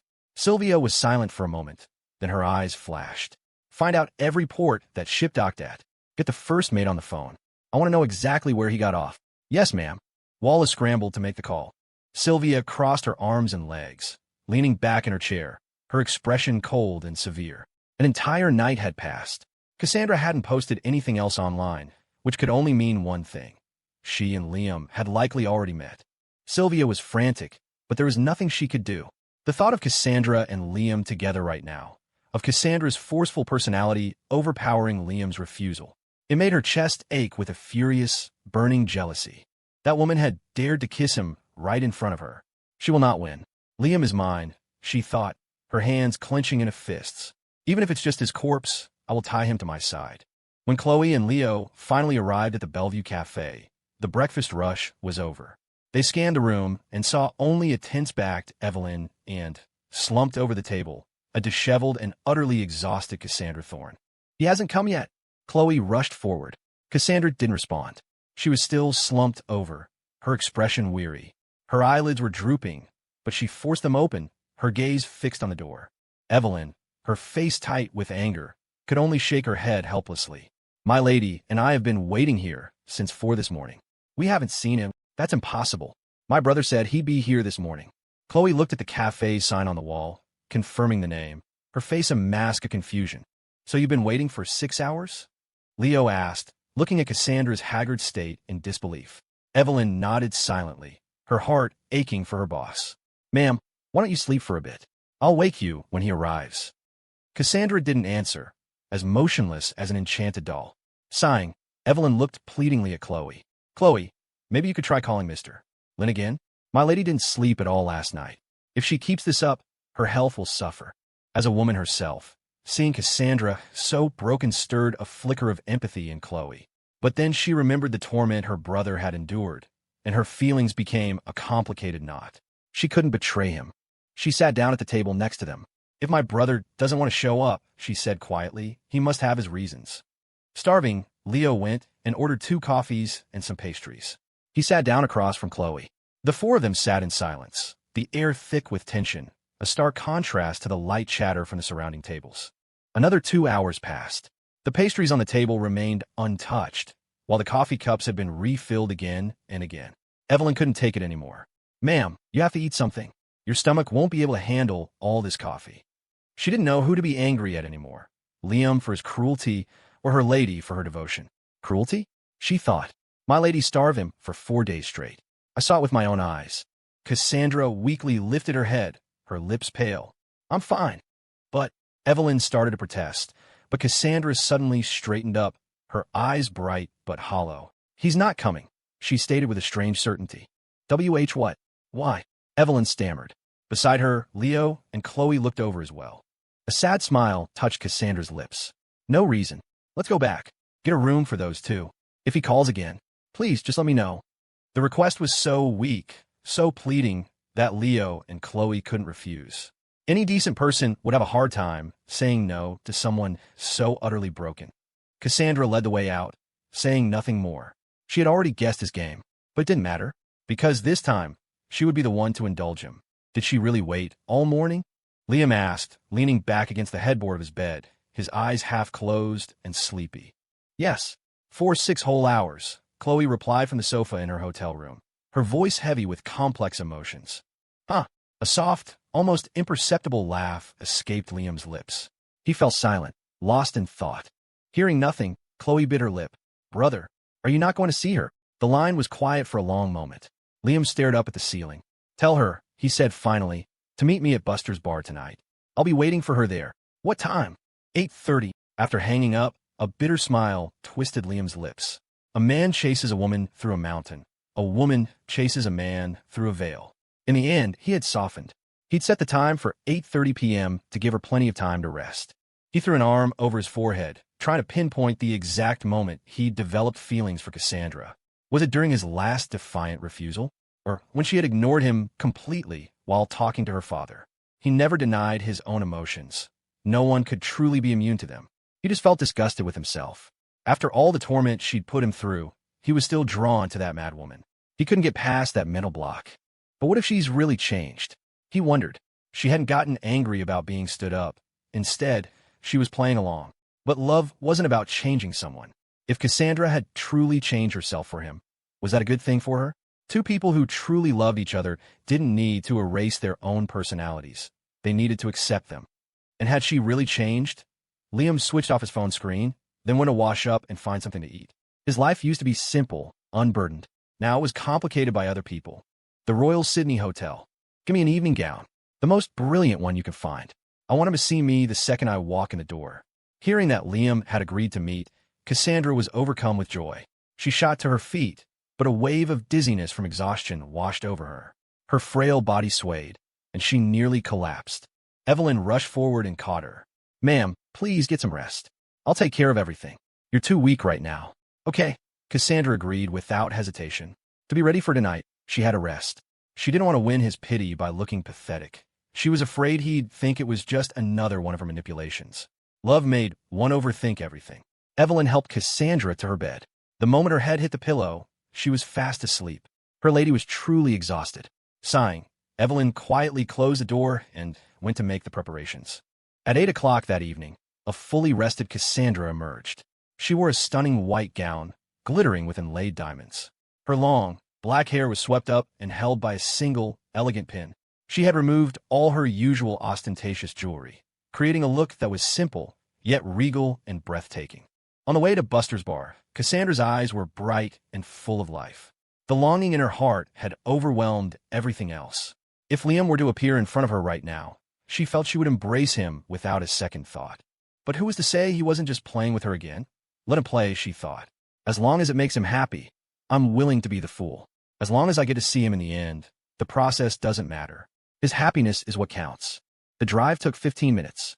At 8:15 p.m., Cassandra arrived early at Buster's bar. Her entrance turned every head in the place. Her exquisite figure and flawless face sparked fantasies in the minds of many, but the presence of several large bodyguards at her side kept most admirers at a distance. She scanned the room, but didn't see Liam. She chose a table in the main room, neither too central nor too secluded, drawing curious glances from those bold enough to try their luck. Chloe and Leo arrived soon after, taking a table near hers. To avoid an awkward silence, Leo ordered 2 drinks, but no one touched them. The minutes ticked by. It was 8:30 p.m. Cassandra watched the time on her phone change. The entrance to the bar remained empty. Liam wasn't there. Of course. He was toying with her again. Evelyn was visibly fuming. Ma'am, he stood you up again. Once is one thing, but is it really so hard to just meet and clear the air? Disappointment clouded Cassandra's eyes. She shook her head gently, no trace of blame in her voice. Give me a drink. Since she was here, and he wasn't coming, she might as well get drunk. Seeing her resolve, Evelyn bit back her words and went to the bar. It was a classic picture of someone drinking away a broken heart. Under the flashing lights, the thumping music suddenly intensified. On the central dance floor, men and women embraced, swaying to the beat. Staring at the kaleidoscope of colored lights, Cassandra was reminded of exploding fireworks, of an intimate memory ignited on a faraway island. He had prepared a surprise just like this for her. He had sworn under a sky full of fireworks that he would never leave her. What was this now? Is this my punishment? Cassandra murmured, her usual composure gone. She drank, one glass after another, tears streaming down her face. A beautiful woman drinking alone with tears in her eyes. Everyone knew what that meant. A few men with smirks on their faces tried to approach, but were quickly driven away by her bodyguards. While Cassandra drank herself into oblivion, Evelyn remained on high alert, not daring to even go to the restroom. Seeing Cassandra's face flush as she ordered yet another drink, Evelyn couldn't stay silent any longer. "Ma'am, please stop. You haven't eaten all day. If you keep drinking like this, your stomach won't handle it." She was about to grab the glass from Cassandra's hand, but Cassandra pulled it away. She couldn't see Liam, and now she couldn't even drink in peace. The anger that had been simmering for days finally boiled over. She glared at Evelyn. "When have I, Cassandra Thorne, ever needed someone else's permission to do what I want?" Evelyn's face went pale. Her hand froze in midair and fell limply to her side. She opened her mouth to plead again, seeing that her lady had already finished 2 full bottles of sake. But just then, a familiar voice cut through the noise. Well, Ms. Thorne hasn't changed a bit. Still so imperious and powerful." The voice cut through the thumping music with perfect clarity. Beside them, Chloe reacted instantly, her face lighting up. "Brother." Leo grinned. "Liam, man, you finally showed up." Liam smiled, gesturing for them to sit, but his eyes were fixed on Cassandra. "Brother?" "Liam." Cassandra had heard the voice a second before everyone else. She turned her head, her mind foggy. Seeing him, she felt not the overwhelming excitement she had anticipated, but a strange mix of nostalgia, gratitude, and relief. Her head was spinning. She desperately needed a hug, needed to pour out her heart to him. She had thought that when she saw him again, she would rush forward and crush him in an embrace. But now that he was actually here, she felt nervous. She was drunk. Her face was a mess. Her body was weak. She felt hideous, pathetic. "You came?" she managed to say, her voice lacking any of its usual confidence. Liam raised an eyebrow and casually walked over, sitting down right beside her. "What did you expect?" he said with a small smile. His distinct, masculine scent washed over her, the familiar scent she had been yearning for. Cassandra's heart hammered at her chest. The urge to throw herself at him was almost uncontrollable, but she managed to put on a brave face, raising her glass. "Drink." "Huh, she's asking my opinion now?" Liam looked at her, surprised. He picked up the very glass she had been using, clinked it against hers, and, without hesitating, pressed his lips to the faint red lipstick stain on the rim. "A bit strong," he remarked after taking a sip, a subtle question in his voice. "You can handle something this harsh?" Even through her drunken haze, Cassandra understood his meaning. She smiled faintly. "It takes a fire to burn the heart." Liam hadn't expected that answer. He raised an eyebrow and extended a hand to her. "Care to dance?" "No." The refusal was instantaneous. Cassandra painfully pinched her own arm, the jolt of pain clearing her head slightly. She had drunk too much. She'd be lucky to even stand, let alone dance. Beside them, Evelyn chimed in, "Mr. Lynn, my lady has had a lot to drink." Anyone could see that. Was Liam asking just to be cruel? "All right, my mistake," Liam said, standing up. He turned his gaze to Chloe and Leo. "Since Ms. Thorne is drunk, I'll let her rest. I'm going to go have a drink with my sister and my brother here. It's been a while after all." Hiss. He didn't finish his sentence. Cassandra had grabbed his arm and bitten down. "What are you, a dog?" Liam yelped, looking at the fresh teeth marks on his arm. But she held on tight, and he couldn't pull away. "Ask another stupid question, and I'll bite you again." Cassandra glared up at him, her ferocious expression softening as her eyes met his. She covered the bite mark with her hand, rubbing it gently as she looked at him with pitiful, pleading eyes. "And you're going to find your sister. Can't you see that I need you right now?" The music was loud, but in that moment, Liam felt a sudden, strange pang. Beside them, Evelyn gestured for the bodyguards to step back. She also moved away, giving the two of them space. Leo started to get up to greet his friend, but Chloe grabbed his wrist. "Leo," she whispered, shaking her head. "They have a lot to talk about. We should stay out of it." "But you said she threatened him," Leo said, scratching his head in confusion. "At least she's not doing it now. As for forgiving what happened before, that's up to my brother to decide." Chloe morosely picked up her glass. She hadn't had a drink all night, but seeing her brother and Cassandra being so intense, she couldn't resist anymore. But what could she do? He was her brother. If it weren't for that connection, she would never have touched this high society life. At least now, she could be by his side. Leo didn't say anything more. Seeing Chloe nursing her drink, he remembered her confession to Liam. Feeling a pang of secondhand embarrassment for her, he glanced over at the other two, who were locked in a deep, intense stare. An idea struck him. He pulled out his phone. Chloe, want to play a game? One-on-one. Loser drinks. Chloe, stewing in her melancholy, slammed her hand on the table. You're on. Meanwhile, Liam leaned back against the sofa, his feelings for Cassandra a tangled mess. She had changed, more than he had expected. But what if it was all an act? After everything he'd been through, he couldn't be blamed for being suspicious. If he could still trust someone so easily, he would be truly hopeless. Need me? Liam sneered. Or is it just your body that needs me? Cassandra froze, a flicker of humiliation in her hazy eyes. She lifted her chin, bit her lip, and said, enunciating every word, That's right. I need you. Body and soul. Damn. Liam sucked in a breath. He hadn't expected her to be so blunt. Then again, she'd always been brutally direct. Looking at her now, his chest felt tight. He couldn't explain the feeling, but he wasn't ready to give in. Sorry, Ms. Thorne, but I don't need you. You were just a passing phase in my life. I learned my lesson. No one needs anyone. He was being cruel, but she didn't let him finish. She reached up and covered his lips with her hand, silencing his harsh words. She leaned in close, her eyes boring into his. I've caught you, Liam. This time, you're taking me with you. Her eyes were burning with a fierce, possessive flame. Liam grabbed her wrist and pulled her hand down, his expression unreadable. Are you serious? Yes. She nodded emphatically, then collapsed into his arms, her fingers gripping his shirt in a death grip. Liam's expression darkened. He slid his free arm under her knees and lifted her into his arms. Evelyn shot to her feet. Mr. Lynn. Liam paused, glancing at her, looking at the drunk, disheveled Cassandra in his arms. Evelyn took a deep breath. Mr. Lynn, you won't leave again, will you? Liam's gaze was sharp. And why do you ask that? Evelyn's voice was grave. Because I'm afraid that if you do, my lady will truly go insane. Liam scoffed. She's already insane, isn't she? Evelyn froze, her gaze shifting from Liam to the woman in his arms. In the end, she relented. She glanced at Chloe and Leo, who were now loudly challenging each other to another round of their game. Sighing, she pointed at two bodyguards. You two stay with them.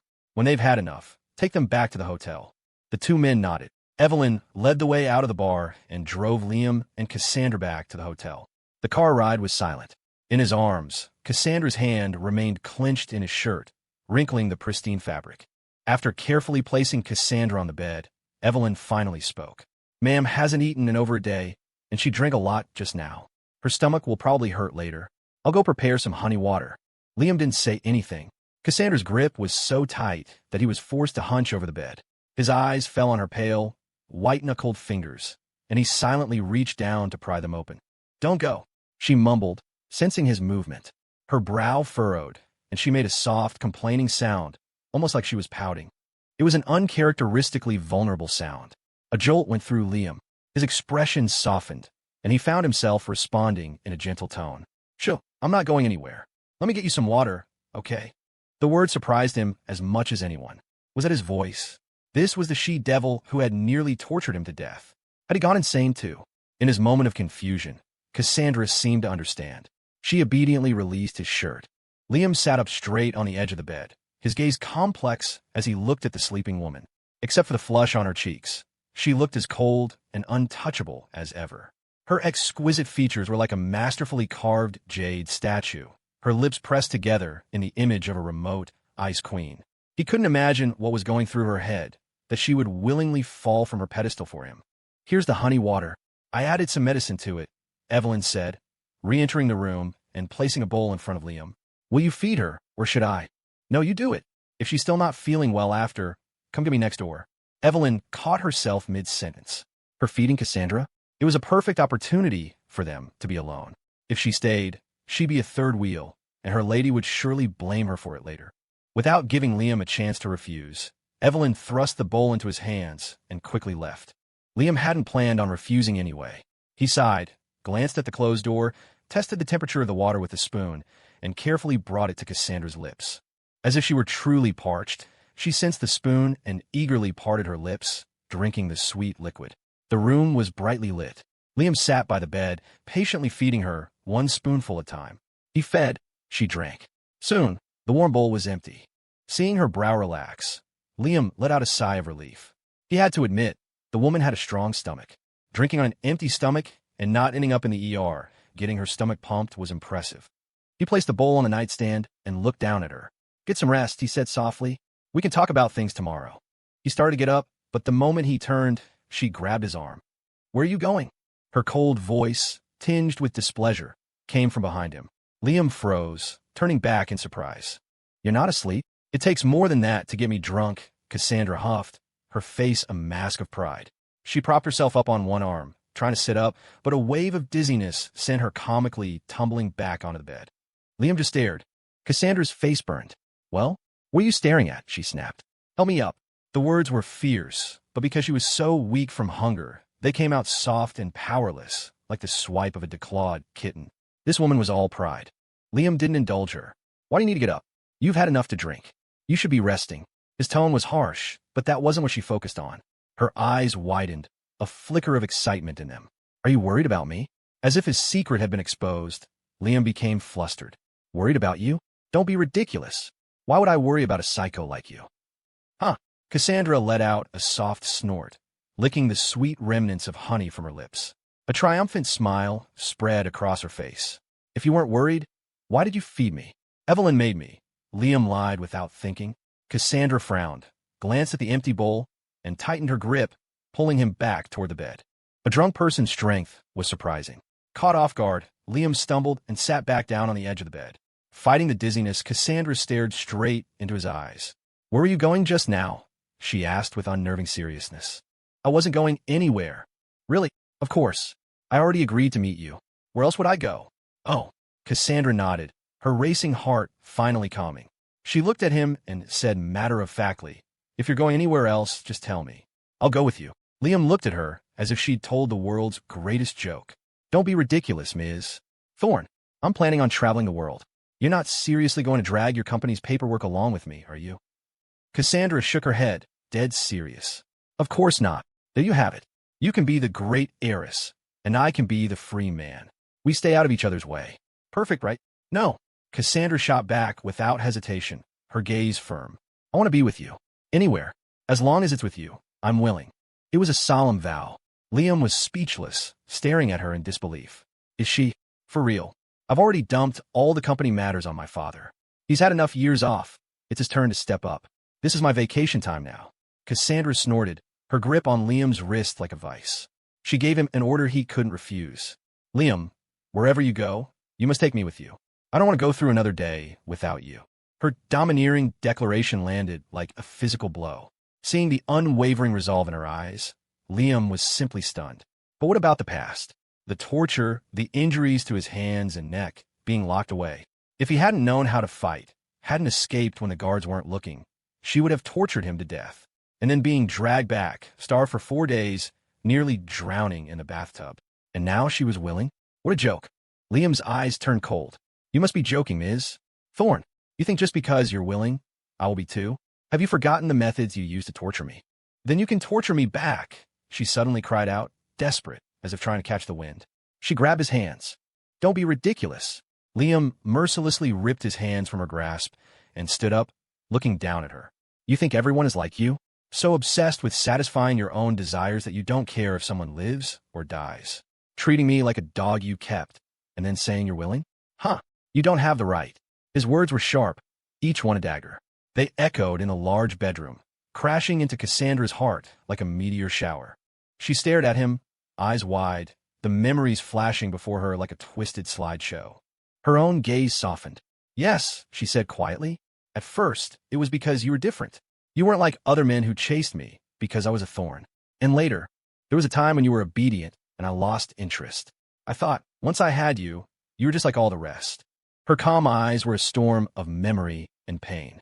But then, when I heard you were engaged to Sylvia Shaw, I was so angry. I didn't know where that anger came from. Not until I heard you had run away. A flicker of light appeared in her eyes, but it dimmed as it fell on Liam. Honestly, when I heard you escaped, I was so happy. But, why? Why? When I could have helped you, did you choose to find your own way out instead of asking me? I think I had already fallen for you by then. It was the most she had ever said to him. Every word was from the heart. Liam had to admit, in that moment, he was moved. He realized the phrase, love that starts without one's knowledge, applied more to him than to her. He didn't even know when his own heart had started to turn. But his feelings for Cassandra were undeniably deepening. He didn't want to run from it anymore, but he couldn't forgive her either. It all felt like a sick joke. If any part of their twisted history had gone differently, he might have drowned in that bathtub, and the ending would have been very different. That couldn't be an excuse for her cruelty. His head felt heavy. He shook it, trying to clear his thoughts. You're wrong. This has nothing to do with whether you fell for me. No matter what, it was never a reason to torture me. Then torture me back. Cassandra grew frantic. She pushed through the intense pain and dizziness in her head, sat up, and scrambled to his side, grabbing his hands and pulling them toward her face. Hit me. Hit me back. He was taken aback by her frenzy and instinctively pulled his hands away. But Cassandra saw his refusal as a sign he would never forgive her. She panicked. She raised her own arm and, with a trembling hand, slapped herself across the face. Crack! The sharp sound echoed through the bedroom. Her already flushed cheek now bore a bright red handprint. She's completely lost it. That was Liam's first thought. She was always so proud, so composed. But now, her hair was a mess, and she was hysterical, begging him with a raw, desperate humility. Love really did make people lose their minds. An involuntary pang of pity struck Liam's heart. You don't have to degrade yourself like this, Ms. Thorne. Stop this madness. Sober up. I went mad the day I let you trample all over me, she shrieked, touching her stinging cheek. Tears streamed down her face as she looked at him with wounded, defiant eyes. Hit me, please. For everything I did to you, you can hit me back. I'm begging you to hit me. How can anyone be made of stone? Especially since he had feelings for her too. But watching her torment herself, he felt no sympathy. More than anything, he felt angry. Angry that the great Cassandra Thorne had been reduced to this because of him, and even angrier that after everything, he still felt something for her. It was a vicious, deadly cycle. Ick! Just as the atmosphere reached its breaking point, Cassandra's head swayed, and she let out an ill-timed, drunken hiccup. Liam couldn't hold it back. He burst out laughing. What are you laughing at? Hick! I don't care. Hick! I've fallen for you. You come here. Hick! Sleep with me. Her upper body swayed precariously. She nearly face-planted on the floor, trying to grab him. Liam caught her just in time. She's really wasted, he thought with a sigh, looking at the limp woman in his arms. All right. I'll stay with you, I'll stay. That's better. You be a good boy. She mumbled, her small hands fumbling with his collar. She squirmed, finding a comfortable position in his arms and snuggling in like a cat. Her eyelids were too heavy to keep open. Liam glanced at her swollen cheek, then at her small, clenched fists. He sighed, resigned to his fate, and got into the bed. But as soon as he lay down beside her, the drowsy Cassandra started getting restless, her hands wandering, making his skin prickle with heat. Remembering she was drunk and hadn't eaten in over a day, Liam exercised extreme self-control and grabbed her slender wrist. Don't move. If you keep moving, things are going to get out of hand. He didn't know if she heard him, but for a moment, she quieted down. It didn't last long. Her hand started moving again. Liam, who wasn't sleepy to begin with, finally reached his limit. He flipped his hand, pinning her wrist to the bed. I told you not to move, he said, his voice husky. If you start a fire, I'm not putting it out. NNGH, Cassandra groaned, shifting uncomfortably, trying and failing to break free. She frowned, her breathing deepening, but as she inhaled his familiar scent, her brow relaxed slightly. Liam's entire body was tense. He lay as still as a statue, forced into one position, his muscles screaming in protest. Sometime in the middle of the night, listening to the sound of her steady breathing, exhaustion finally claimed him, and he drifted off to sleep. The next morning, Cassandra's eyes fluttered open. Her head throbbed with a splitting pain, and her burning cheek felt strangely cool. The coolness spread to her heart. She was exhausted, so tired she could barely lift her arm. She took a deep breath and, through sheer force of will, raised a hand to her cheek. It was a cool, damp washcloth. She had drunk too much yesterday. She couldn't remember exactly what had happened, only that the man she had been thinking of day and night had appeared, and he had been right beside her. Instinctively, she reached for the other side of the bed. It was empty. Liam, she whispered, a wave of panic washing over her. Forgetting her own weakness, she threw off the covers, ready to jump out of bed and search for him. Just then, the bedroom door opened. Liam stood there, holding a tray with a bowl of broth, his other hand on the doorknob. He looked at her, his expression unreadable. You're awake. He closed the door, walked over, and placed the tray on a nightstand right in front of her. Eat some broth, he said, his tone grudging. If you don't eat, you're going to ascend to the heavens. Seriously, how old are you? Who abuses their body like that? Hey, what are you doing? Before Liam could finish his lecture, Cassandra threw her arms around him. He froze, pressed against him. He could feel her heart trembling. It was as if she had just survived a near-death experience. Her entire body was shaking, and her small hands, though weak, were twisting the fabric of his shirt. "I thought you'd left again," she whispered, her voice small and filled with a raw, lingering fear. Her vulnerability was genuinely pitiable. Liam felt it too, but his words were still sharp. "Oh, look at you. Can't see me for 5 minutes after waking up, and you're already in a panic? That's not very like you, Miss Thorne." The moment the words left his mouth, he felt her stiffen. She pushed him away weakly. Her eyes were red-rimmed and filled with hurt, but she forced herself to put on her haughty mask. "Jerk," she snapped. She settled back against the pillows, lifting her chin defiantly. "I'm hungry. Feed me." "Huh, you want me to wipe for you two?" Liam shot back, shaking her hand off his shirt. "Me feed you? What do I owe you, Your Highness? Did you lose your hands?" Seeing her hand swatted away, Cassandra panicked, thinking he was about to leave. She leaned forward but then saw him sit down on the sofa by the window. She visibly relaxed. She glanced at the white washcloth on the bedspread. Her cheek still stung, as if she'd been slapped. She tentatively touched it and looked at Liam. "Did you hit me yesterday?" Liam, who had just pulled out his phone to scroll through videos, was rendered speechless.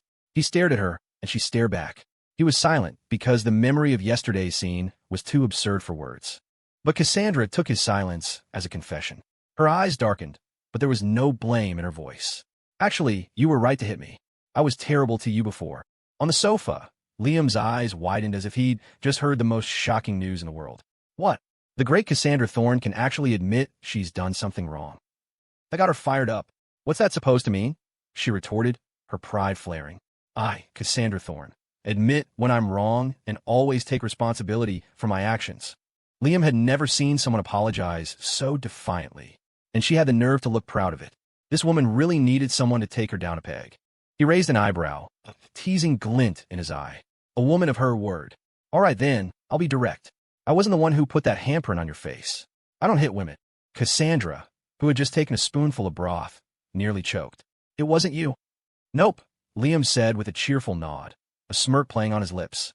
"I don't know who that psycho was yesterday, crying and begging me to hit her, but I'm a gentleman, so I resisted. And then, you'll never guess what happened. That same psycho slapped herself, right across the face. I'm telling you, it was the craziest thing I've ever seen." "Ha ha." He wasn't talking about her, but he might as well have been. Cassandra's face turned black. She silently swallowed her broth, glaring at the man, laughing his head off on the sofa. She ground her teeth. "Shut up," she barked, her icy gaze shooting across the room. Her cheeks burned. "You are forbidden from ever mentioning yesterday again, or else." "Or else what?" Liam taunted, blinking innocently. Cassandra thought for a moment, remembering what had happened, and how Liam had changed today. A slow, wicked smile spread across her face. "Or else I'm drinking again tonight." Liam froze. Sensing she had found his weakness, Cassandra added, "And tomorrow night, too." Liam, "And the day after, and the day after that, and the day after that." "Stop, stop, stop." Liam surrendered, his mouth twitching. "We should change her name. Forget Cassandra Thorne. How about Cassandra the Cask?" This woman was certifiable, who drinks every single day. Was alcohol her only coping mechanism? Liam's face was a mask of exasperation, but Cassandra was in high spirits. "Too crude," she said shamelessly. "From now on, you will call me Cassandra, the goddess of wine." Staring at her proud face, two words popped into Liam's mind. Nuts. He couldn't be bothered with her. He just pulled out his phone and started scrolling through TikTok. Seeing him go silent, Cassandra quieted down too. She sullenly finished the large bowl of broth, then drank the entire glass of warm water in front of her. She honestly couldn't remember much about yesterday. Her mind was a slideshow of disconnected fragments. She'd drunk too hard, too fast, and on an empty stomach, a classic blackout. But none of that mattered. What mattered was that Liam was here, right in front of her. He was the same as ever, a smart ass whose every word zigzagged past her own linear thoughts. This kind of off-kilter, unpredictable conversation, Cassandra found it deeply intimate. She watched him lounging on the sofa, playing on his phone. The morning sun streamed in, bathing him in a soft light that made him look like a painting of some impossibly handsome man. A smile crept on her lips unconsciously. The anxiety and pain that had plagued her for days vanished in that moment. Time seemed to rewind to when it was just the two of them, to that warm, peaceful feeling. He was here with her. This was the feeling she craved.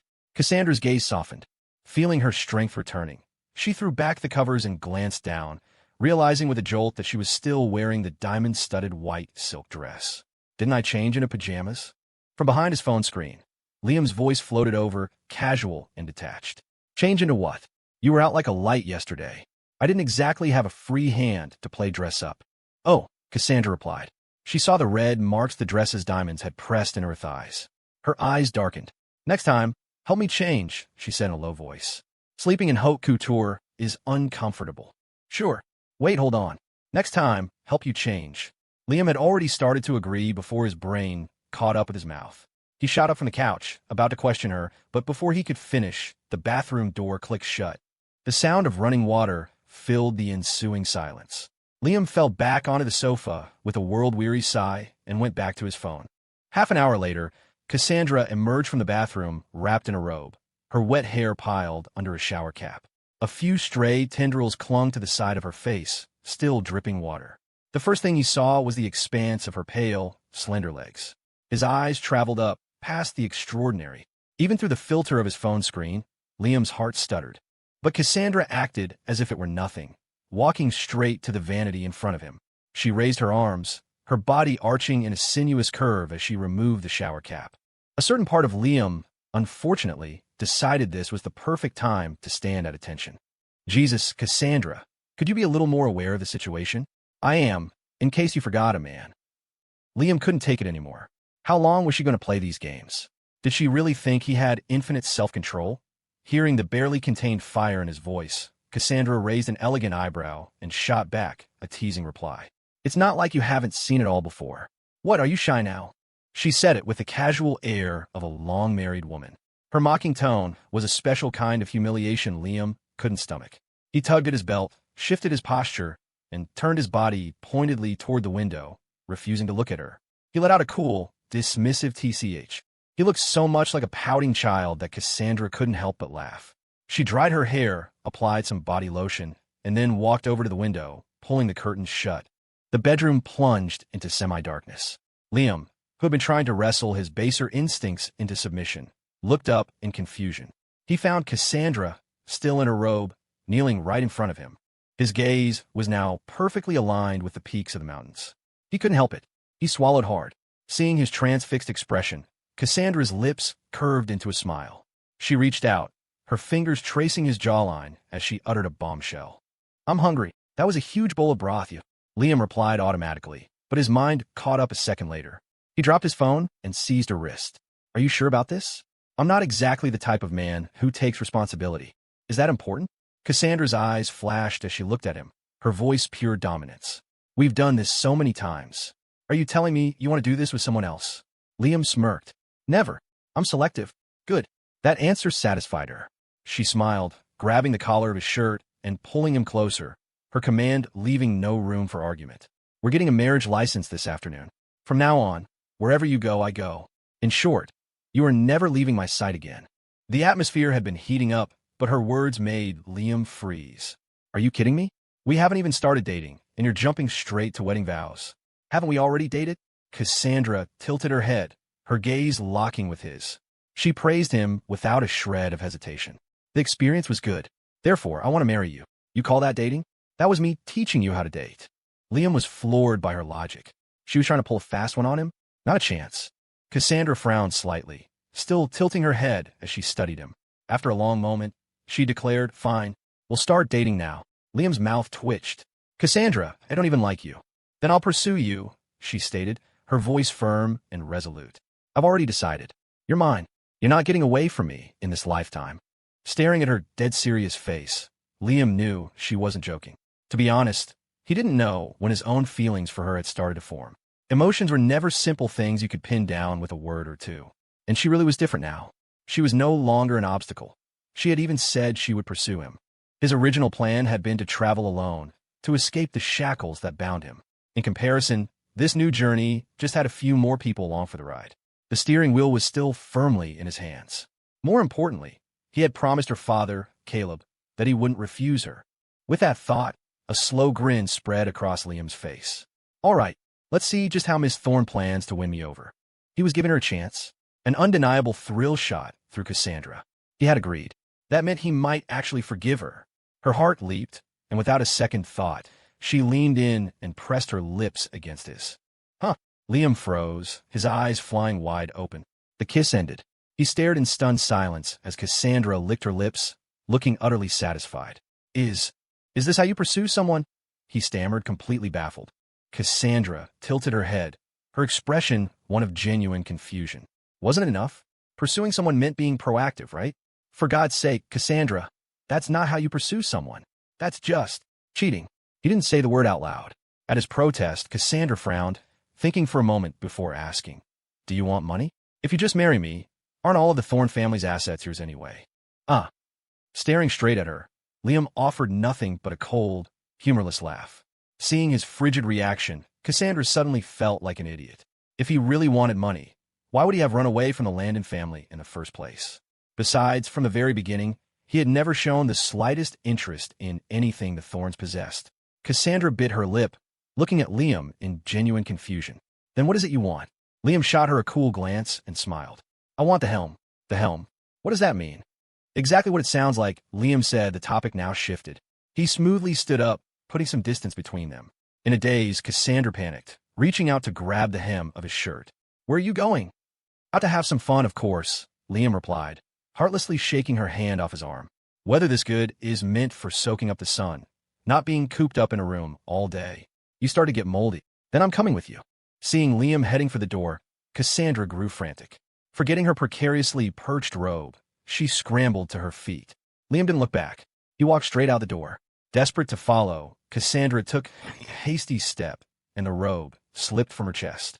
She instinctively clutched it to her body, shouting after him in a mix of shame and fury. "Wait for me. I have to change." Liam didn't answer. The door clicked shut behind him. Cassandra didn't even bother with makeup. She yanked a long dress from the closet, threw it on, and burst out of the room with her still damp hair trailing down her back. "Where is he?" she demanded, finding only Evelyn Reed waiting for orders in the living area. Seeing her boss in such a state of panic, Evelyn quickly pointed toward the main door. "Mr. Lynn just left. Damn it, why didn't you stop him?" Cassandra snapped, her frustration boiling over onto Evelyn. Evelyn flinched, a look of injustice on her face. "Ma'am, you told me before not to force Mr. Lynn to do anything. That was then, this is now. Forget it." Cassandra shot Evelyn a furious glare and stormed toward the door. She pulled it open just in time to hear Chloe-Sia's cheerful voice echoing down the hallway. "Brother Liam, after you left yesterday, Leo and I played some games. I won a bunch of rounds, and he drank himself into a stupor. He's still not up. Is Leo really that bad? I don't know. He was winning at first, but once I got the hang of it, he just kept losing. Haha, you really are something else. All right, you wait here. I'll go get him." "Okay." The snippets of conversation floated down to Cassandra.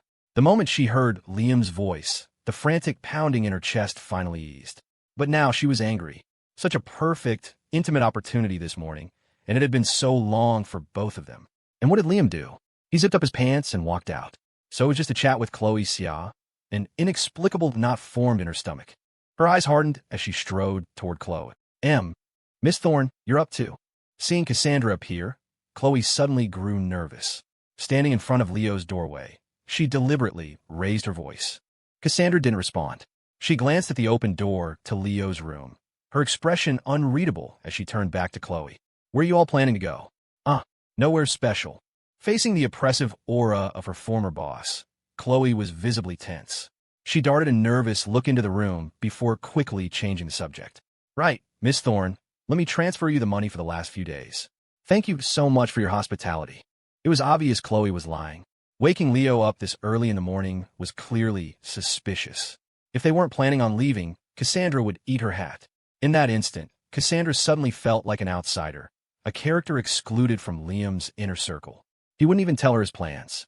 Along with anger, a wave of disappointment washed over her. He wasn't angry anymore, was he? This morning, he had been laughing and joking with her. But in the blink of an eye, he had shut her out without a second thought. He hadn't forgiven her. That wasn't a question. It was a fact, laid bare right in front of her. And why should he? The things she had done in the past were truly awful. What right did she have to earn his forgiveness? As Cassandra fell silent, Chloe bit her lip and said no more. She cautiously studied the elegant, noble woman before her. She couldn't shake the feeling that something about her had changed. Don't drink so much next time. You can sleep it off on the plane. Liam's voice suddenly rang out from the room, mixed with an uncomfortable groan from Leo. The next second, he appeared in the doorway, supporting Leo. When he saw Cassandra standing there, Liam's expression didn't change. As if she were invisible, he looked straight at Chloe. Let's go. On to the next stop. Okay, Chloe nodded. Seeing Leo's scrunched-up face, she hurried over. Leo, are you okay? I'll buy you a pear juice later. The moment he heard Chloe's voice, Leo's eyes snapped open. He quickly pushed Liam away and stood up straight. What do you mean, am I okay? A little bit of alcohol is nothing to me. Chloe blinked. Really? You were passed out on the floor by the end of last night. Leo's face flushed crimson. Nonsense. I don't remember that. If I don't remember it, it didn't happen. All right, it didn't happen. Their playful banter echoed down the hall. Standing off to the side, Cassandra gritted her teeth, her gaze locked on Liam. A fierce battle raged in her eyes, but in the end, her expression softened into one of compromise. Liam, where are you going? She couldn't hold it in any longer. She had to ask. As her clear voice rang out, Chloe and Leo both turned, their complicated gazes flickering between Liam and Cassandra. Liam hadn't planned on hiding it from her anyway. Even if he did, she would just use her resources to find him. There was no point. So he decided to show his hand. Vegas. You're going to gamble? The words flew out of Cassandra's mouth. But when her incredulous eyes met Liam's unwavering stare, her heart jolted. No, the man she had personally chosen wasn't that pathetic. Liam never played by the rules. He had to have his own reasons for doing this. Before Liam could answer, Cassandra's tone shifted completely. You don't need to bother with that. I'll have Palmer bring the jet around. To her surprise, Liam didn't refuse. Instead, he smiled. Then I'll transfer you the money for the flight. Cassandra pulled out her phone, glancing at him out of the corner of her eye, as if she were already his other half. Are you trying to insult me? Liam just shrugged, exasperated. He was only trying to keep things clear, but who knew how this woman's brain worked? A short while later, they arrived at the Sydney airport and were whisked through the VIP terminal, where the Thorne family's private jet waited on the tarmac. Once on board, Chloe and Leo, who had never been on a private jet before, looked around with wide-eyed curiosity. After the novelty wore off, they approached Liam. Brother Liam, you still haven't told us why we're going to Vegas. Dude, you're not really planning to gamble, are you? They watched Liam cautiously, especially Leo, whose nervous expression was tinged with an undeniable excitement. Coming into such a huge sum of money, so suddenly had definitely gone to his head. Before, he was just a guy who'd never left the country. Now, being chauffeured around the world on a private jet, a certain internal struggle had begun. Beside them, Cassandra sat with her arms crossed, an ice pack pressed to her face, seemingly dozing with her eyes closed. You're overthinking it. Liam speared a piece of fruit and popped it into his mouth, a smirk playing on his lips. A casino? Not a chance in hell. He had bled for that money, practically traded his life for it. To blow it in a place like that? The thought alone made him sick. Then why Vegas? The most famous thing there is gambling. Leo said, looking baffled. Liam shot him a cool glance, his tone a quiet warning. You two were the ones who wanted to follow me. I don't want to hear these questions again. Instantly, Leo clammed up. Chloe quickly fell silent as well. Liam said no more, focusing on eating the fruit on his plate, one piece at a time. He had seen that flicker of excitement in Leo's eyes. As expected, when an ordinary person gets a large sum of money, desire begins to fester. Especially now, when the luxurious treatment they were receiving all came from the Thorne family, requiring almost no effort on their part. Human nature, it couldn't be helped. The old saying was true, money corrupts. So, Lawrence Landon, is this what you're thinking too? The name flashed through his mind, and Liam suddenly smiled. To this day, he still didn't know what Lawrence's grand scheme was, but everything that had happened, the altered memories, the constant pressure, told him one thing. Lawrence's target was him. While he could certainly use the Thorne family's power to crush the Landons, he was not the type of person to entrust his survival to someone else. He could see that Cassandra liked him now, but how long would that last? How could she be sure this wasn't just another fleeting infatuation? He could use the Thorns now, but the moment Cassandra lost interest, he would be completely exposed. At that point, the Landon family's counterattack would be swift and brutal. Even if they were on the ropes, a dying camel is still bigger than a horse. Their last desperate strike would be enough to suffocate him. The fact that Lawrence had gone so far as to alter his memories proved that the plan had likely been in motion since before he was even born. A plan nearly 30 years in the making, a lifetime's obsession. To Liam, a person like that was just Boring. He couldn't even be bothered to fight him. He was the master of his own destiny, not the protagonist in someone else's twisted script. And for Lawrence, who had already been played by him once, he wouldn't fall for the same trick again. He would assume Liam wouldn't succumb to such a simple human failing. He would never expect him to run to a place like Vegas. Therefore, Vegas was the safest place on Earth. Their jet was already climbing into the sky. Not long after they took off, the Shaw family's private jet landed at the Sydney airport. Sylvia Shaw leaped from the cabin, rushing straight to the local consulate. A Mr. Lind had come here for an emergency visa the day before yesterday. But after we issued it to him, he left. We don't know where he went. You don't know again? Sylvia was furious. How was it that every time she got close, she was always one step behind? For the consulate officials to say they didn't know, it had to be a private jet from one of the major families.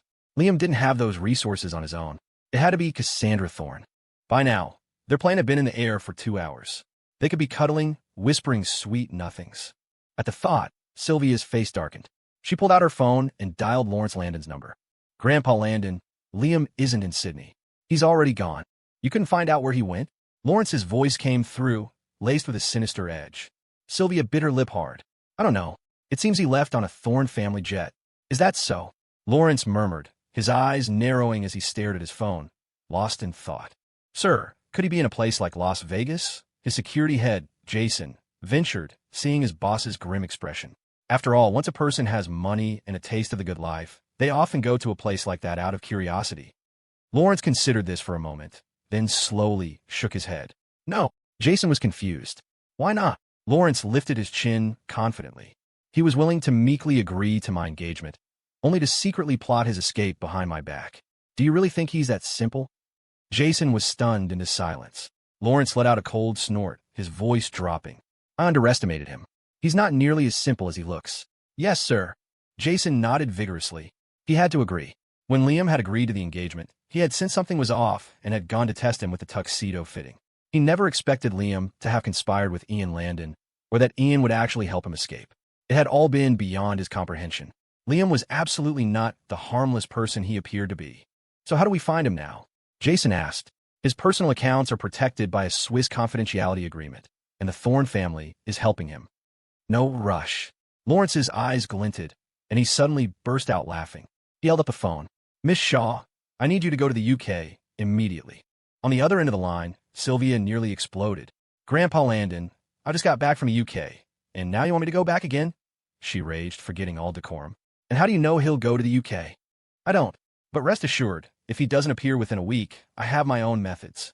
We've arrived. On the Thorne jet. After the plane touched down, Evelyn came forward to gently wake the sleeping passengers. Chloe rubbed her eyes and looked out the window. Brother Liam, where are we going now? She asked drowsily. Before Liam could answer, Cassandra cut in. She looked at him with a cool arrogance, though her tone held a hint of question. Since we're on vacation, allow me to make the arrangements. How about it? No need. Without a second thought, Liam shut her down. I'm grateful enough to have hitched a ride on your jet. As for a place, I've already found one. Cassandra's expression soured instantly. It was the first time she had ever tasted the sting of rejection, especially after she had been the one to proactively make the offer. Liam hadn't given her an inch of face. Chloe glanced nervously from Cassandra's thunderous expression to her brother.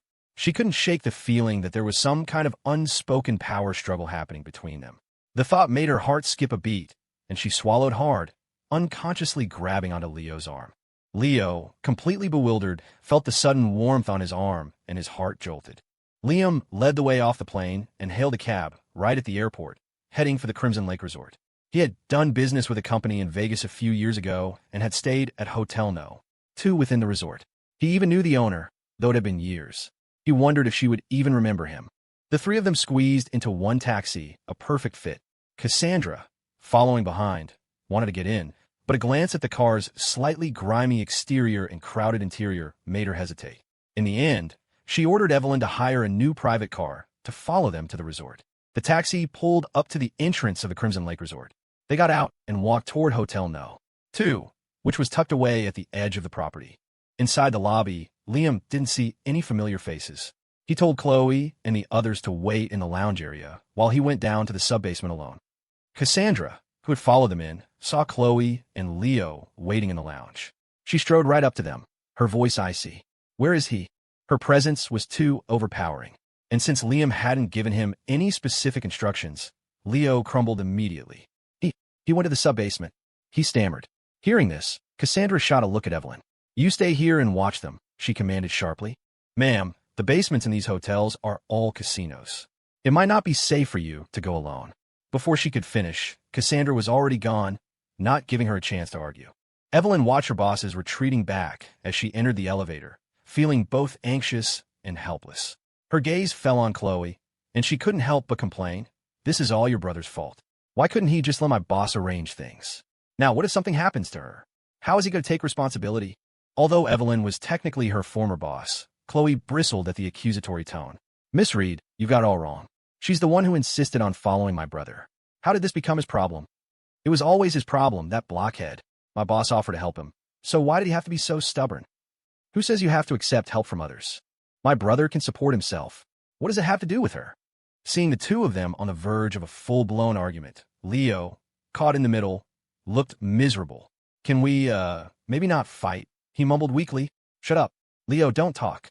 The moment he spoke, Evelyn and Chloe both whirled on him with the same command. Realizing their synchronized outburst, they both looked a little embarrassed. They shot each other a look, let out a cold huff, and sat down hard on the sofa. Stuck between them, Leo didn't dare breathe. The three of them sat there in total silence. In the descending elevator, Cassandra suddenly felt dizzy. As the doors slid open, she hesitated. What was she doing? Chasing Liam? Following him wherever he went? Was this still her? The days of the past few days, coupled with the sheer joy of seeing him again, had completely overwhelmed her. She hadn't had a moment to think clearly. This was not her style. Why had she become so timid and uncertain? The screen above the buttons blinked, but she didn't step out. She was sober now, the high having worn off. In the past, she would never have been this indecisive. She would have been the one sitting in her room, waiting for Liam to come chasing after her. But Liam wouldn't. She was certain that if she went back to her room now, he would absolutely not come looking for her. No, she had already lived that outcome once. She could not accept it again. Cassandra bit her lip hard. Just as the elevator doors were about to slide shut, she stepped out. She pressed a hand to her racing heart, clutching the fabric of her dress as she mocked herself. Liking someone is liking someone. There's nothing to be ashamed of. If you like him, then go after him. A bitter smile touched her lips. After a frantic internal battle, she finally chose to move forward. He was resisting her now, but so what? In this world, there were only things she wanted to do and things she didn't. And when she set her mind to something, she never failed. Liam would be no different. If he refused to accept her, then worst case. Her eyes narrowed, and she walked quickly toward the entertainment area. Just after entering, she scanned the room and spotted him. He was in a lounge area, laughing and talking with a voluptuous, charming woman. Instantly, a fire ignited in her chest. Liam, what are you doing here? Rosie, I'm on vacation. It's been a while, and I figured you'd be here. So I came looking for you. As she got closer, Cassandra clearly heard their exchange. What did that mean? It meant this wasn't his first time here. He even knew her habits. They were close. Very close. Her face darkened instantly. She clenched her fists and strode forward, grabbing Liam's arm. I see why you were in such a hurry. You were coming to see an old friend, she said, her voice dripping with icy sarcasm. Liam had no idea she would follow him down here. He instinctively tried to pull his arm away, but Cassandra's grip was like a vice. He couldn't break free. Seeing the situation, the woman, Rosie, immediately understood their relationship. She was about to say something with a playful smile when her expression suddenly changed. She turned to Liam urgently. Liam, come with me for a second. I have something important to tell you. Liam was completely baffled. Rosie, what's going on? Don't ask.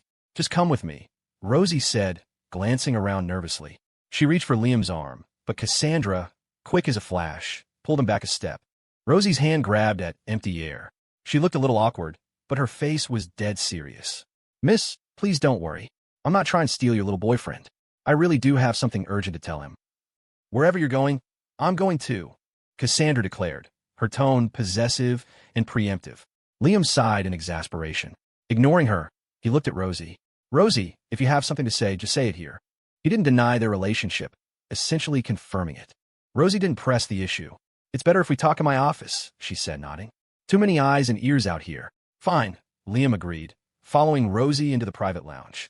As the door closed, Cassandra continued to glare at Rosie, her hand still clamped firmly on Liam's arm. With no one else around, Rosie spoke urgently. Liam, did you get the distress call from Mr. Hamilton? What? A distress call? Liam froze.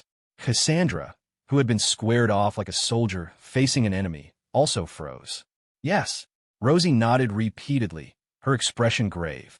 Your father, David, brought your brother and sister here to gamble about 2 weeks ago.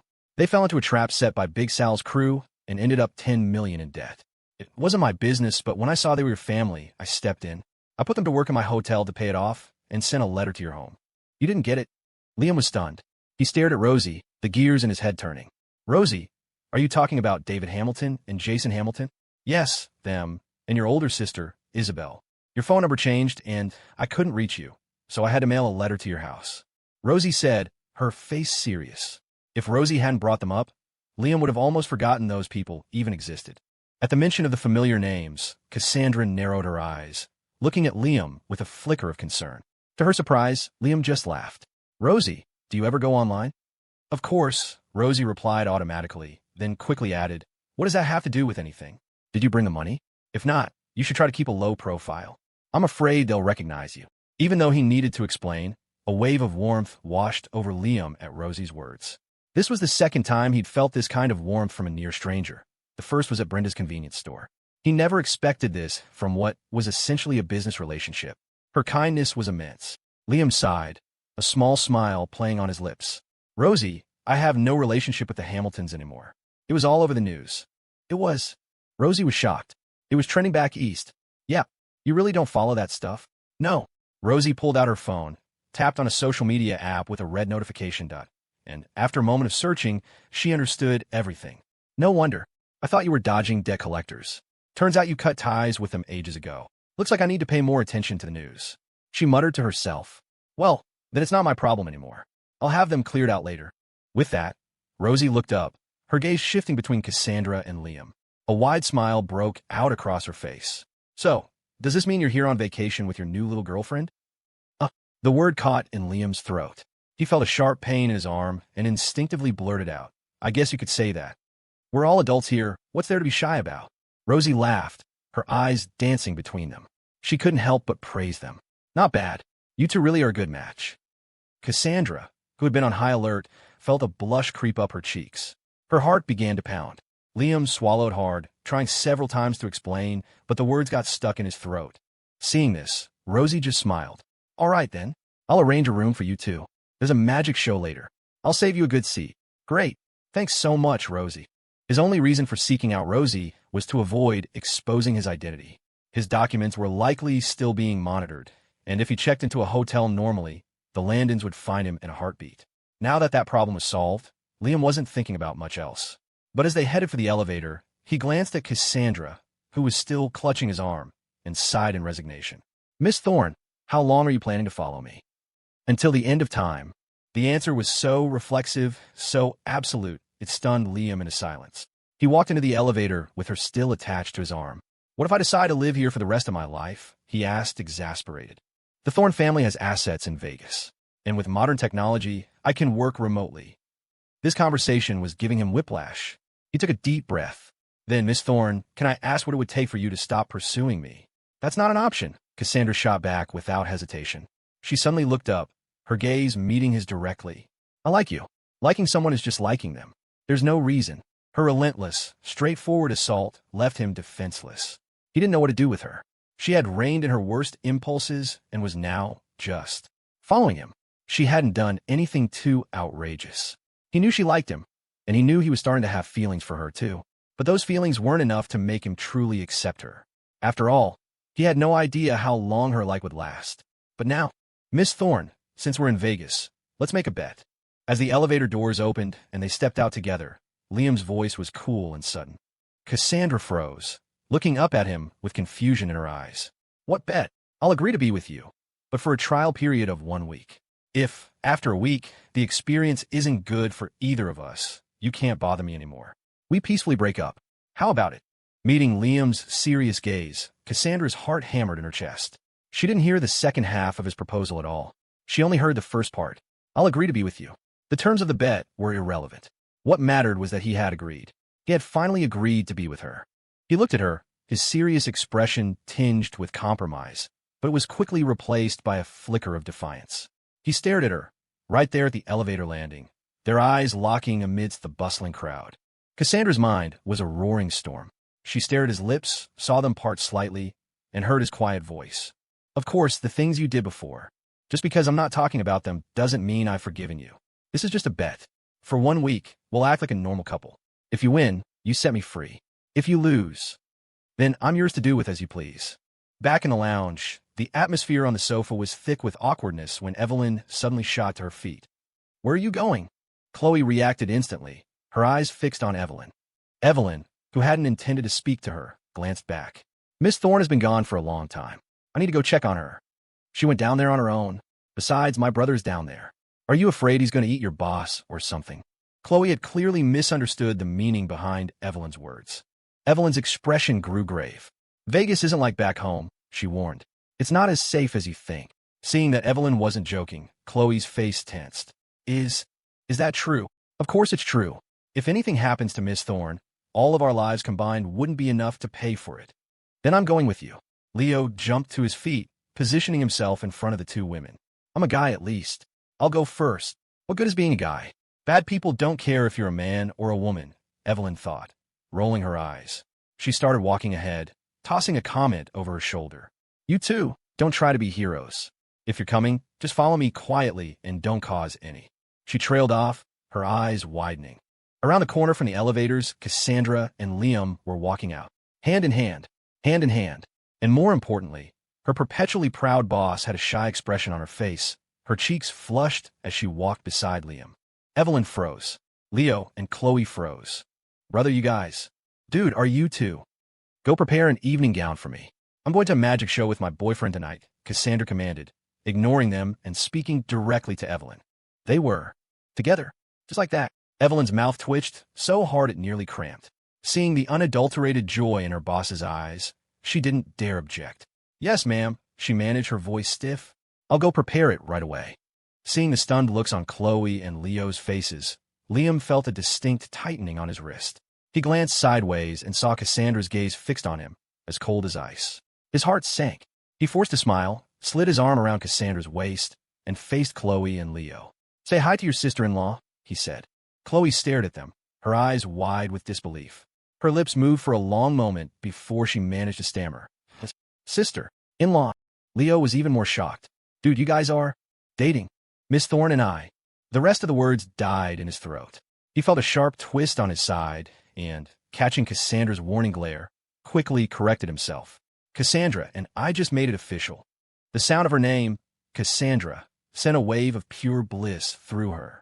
She hooked her arm contentedly through his, a smile unconsciously gracing her lips. Leo, recovering from shock, beamed. Congratulations. To be honest, I always thought you two were a good match. Congrats, man.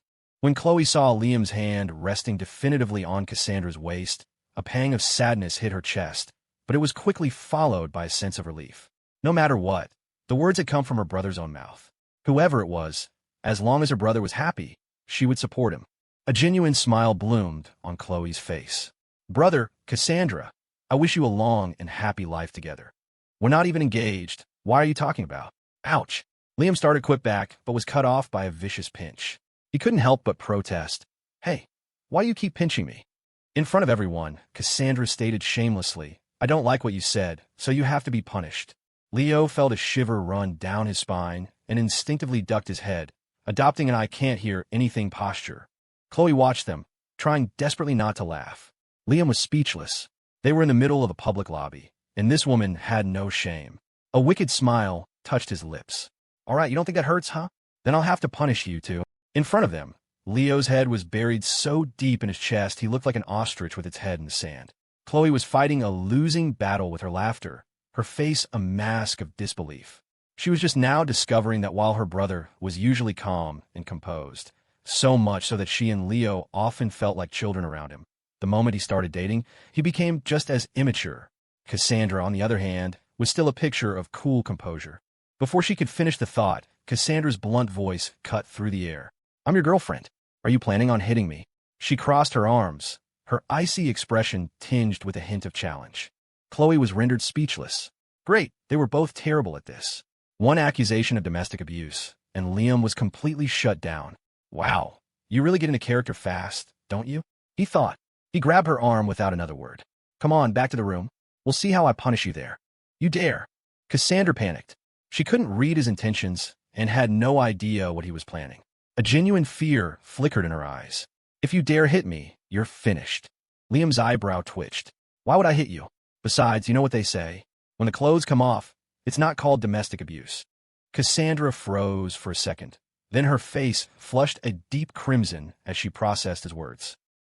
You're shameless. Excuse me, Miss Thorne, who started this? You drove this conversation here, and now I'm the shameless one. Who said anything like that? Which one of your ears heard me say anything like that? I was just stating a fact. Seeing them bickering like they'd both grown an extra mouth, Chloe's own mouth twitched. The sheer immaturity of it all was mortifying.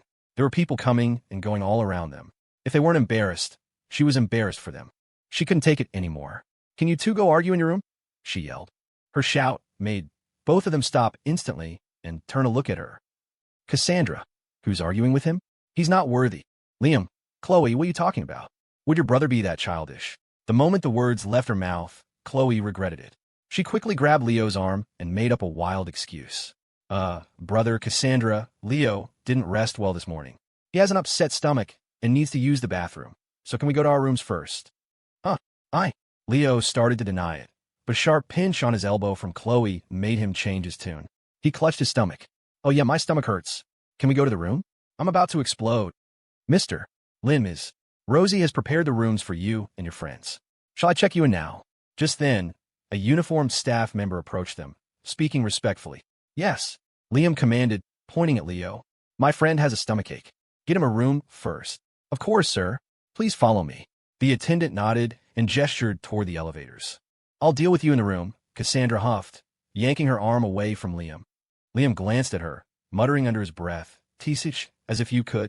Luckily, Cassandra was walking away quickly and didn't hear him. The four of them followed the attendant into the elevator. Rosie had arranged rooms for them on the top floor, in the quietest corner where they wouldn't be disturbed by foot traffic. However, are you serious? Only 3 rooms. Liam stopped at the doorway, unable to help himself. Ms. Rosie said you were coming with your girlfriend, so she specifically arranged a deluxe suite for you two, the attendant explained, head bowed, her voice just loud enough to be heard. This Rosie woman sure knows how to get things done, Cassandra thought, a flicker of satisfaction in her usually cold eyes. This Rosie woman really knows how to stir the pot. Liam's mouth twitched. He looked at the massive suite in front of him and took a deep breath. All right, thank you. Please thank your boss for me. I'll join her for a drink tonight to show my appreciation. Of course. The attendant nodded, handed them the key cards, and left. At his words, Cassandra's face fell. As Liam opened the door, she stormed into the room, her face a mask of fury. Closing the door behind them, Liam took in the room, wandering around and then heading to the floor-to-ceiling windows to admire the view. I always said the top floor has the best view. I finally get to experience it, he remarked. He plopped down on the sofa and asked Cassandra curiously, Hey, when you guys travel, do you always stay in rooms like this? It was just a casual question. It didn't matter if she answered. But Cassandra, who had been glancing out the window, immediately whipped her head away the moment he turned to her. She crossed her arms and stood with her back to him, practically radiating indignation. Liam was completely baffled. Since she was ignoring him, he didn't bother saying anything else. He picked up the landline and called downstairs to order some food. The moment he hung up, Cassandra's sullen voice dripped with sarcasm. All you know is eat. You'll eat yourself into a big fat pig. Putting the phone down, Liam let out a cold laugh. I wish. If I were a fat pig, at least a certain Miss Thorne wouldn't be clinging to me. Who's clinging to you? Cassandra snapped. I'd rather cling to a dog. She shot back furiously, but to her surprise, Liam just went with it. Fine, go cling to a dog then. We can go our separate ways. You. Cassandra was so enraged she looked like a cornered lion, pointing at him with a trembling finger.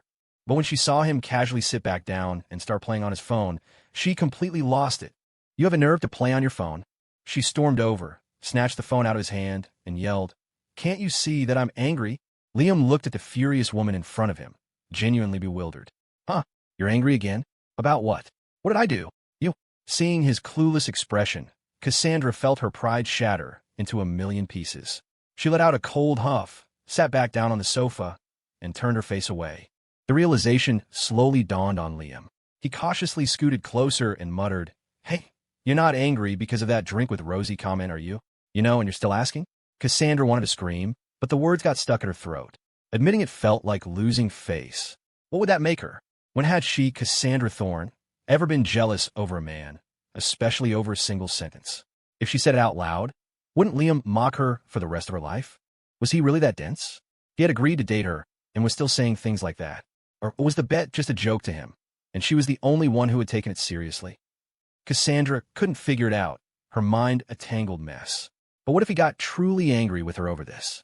With everything that had happened before, wouldn't their fragile truce be over? Suddenly, a thought struck her, and a wave of panic washed over her. No, she had fought so hard to salvage this relationship. She had to be proactive. What if Liam used this as an excuse to end things? Having reasoned this out, Cassandra instinctively turned to face Liam. The words seemed to be squeezed from between her teeth. "I don't want you to go drinking with her." Seeing her conflicted and embarrassed expression, Liam found it oddly amusing. So it really was because of that. What else? Cassandra bit her lip, her eyes filled with resentment. "If you want to drink, I can drink with you. Why do you have to go drink with someone else?" No, no, no. Please, anything but that," Liam begged, waving his hands frantically. The memory of her drunken chaos resurfaced, and an awkward flush crept up Cassandra's face. She squared her shoulders and forced herself to say, "And you didn't even try to comfort me. We're supposed to be dating." Seeing the high and mighty heiress now looking at him with such open vulnerability, practically asking him to coddle her, the contrast was jarring. Her words even made Liam feel a little embarrassed. He scratched his head and offered a sincere apology. "Sorry, that one's on me." He looked at her. "I messed up. I wasn't thinking. That comment was just a courtesy, a way of saying thanks. It didn't mean anything else. Rosie knows that." Liam's apology had started to soothe her anger, but his last sentence reignited it instantly. "You say one thing and she knows what you're thinking? Sounds like you two are pretty close." No, Liam had no idea Cassandra was such a jealous person. She got jealous over everything. "Oh, why aren't you explaining yourself now? You're usually so slick with your words. But when it comes to her, you go silent. Right, an old friend. You two are so close." P7.She. Staring at her constantly moving lips, Liam couldn't take it anymore. She was too loud. He had to plug the source. His handsome face suddenly filled her vision, the unexpected warmth on her lips making Cassandra's eyes fly wide open. She didn't resist, or rather, she had never even considered resisting. This was the proactive move she had been waiting for. He had kissed her. He liked her. That much was undeniable. Setting aside all their past conflicts, his reactions, his movements, everything about him was proving to her that he liked her. She was already starving, and the fire he had just lit was ridiculously easy to stoke. The kiss ended. The incessant chatter had stopped. Liam lifted his head slightly, only to see Cassandra staring at him, her eyes smoldering with desire. The atmosphere thickened. Liam unconsciously moistened his lips. It wasn't enough. It was nowhere near enough. It was like being starved for weeks, then having a grand feast placed before you, only to have it whisked away after a single bite. It was far from enough. Cassandra stared at Liam's neck as if possessed, her gaze sliding down to the slightly undone button on his shirt. Why was he wearing clothes?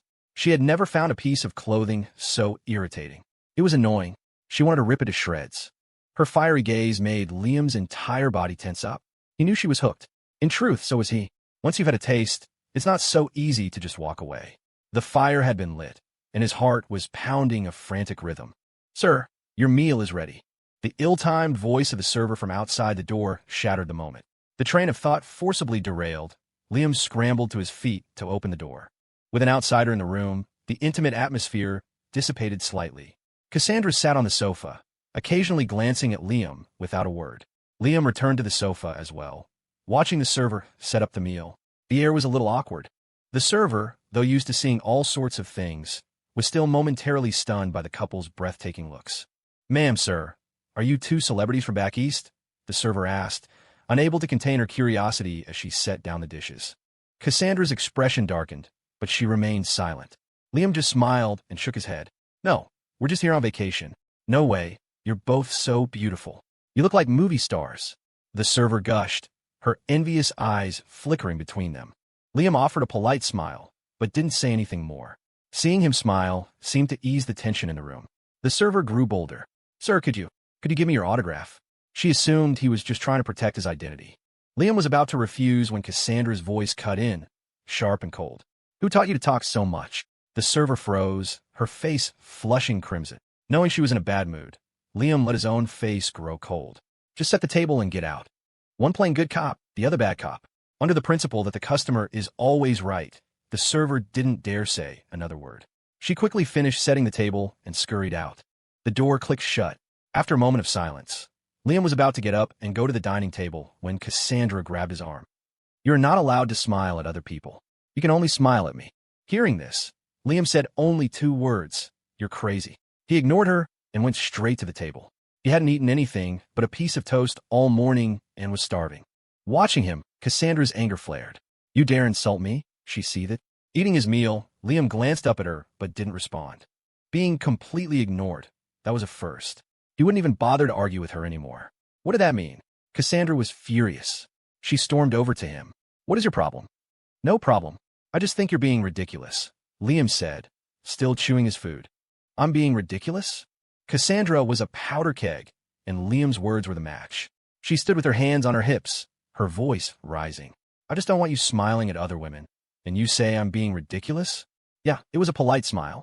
Why are you going crazy over nothing? I'm going crazy? Cassandra's face was beet red. She yelled, forgetting all decorum. Liam, I like you, I want to possess you, but you can't just take advantage of that and do whatever you want. How many times had it been? Because of him, because of his every move, his every expression, she was going mad with jealousy. And he didn't seem to care about her feelings at all, watching her stew in her own jealousy without a second thought. Every time he spoke to someone else, she got so angry she wanted to hit something.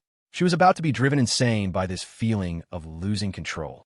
Seeing Cassandra's complete meltdown, Liam couldn't take it anymore either. This relationship felt more like a constant battle.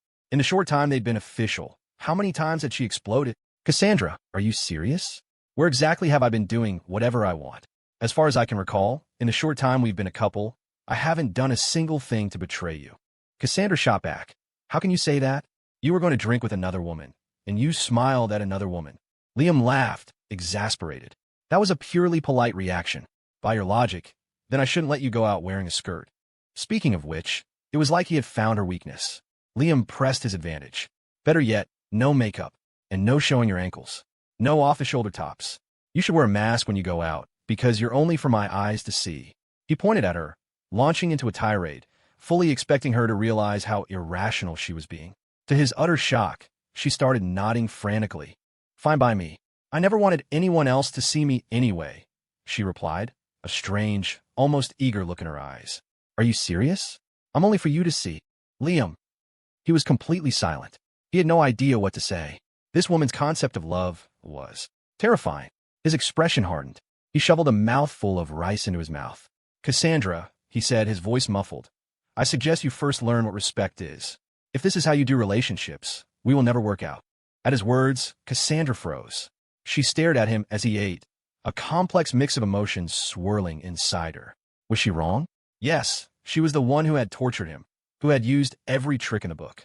So what was she doing now? Wasn't she begging for his forgiveness?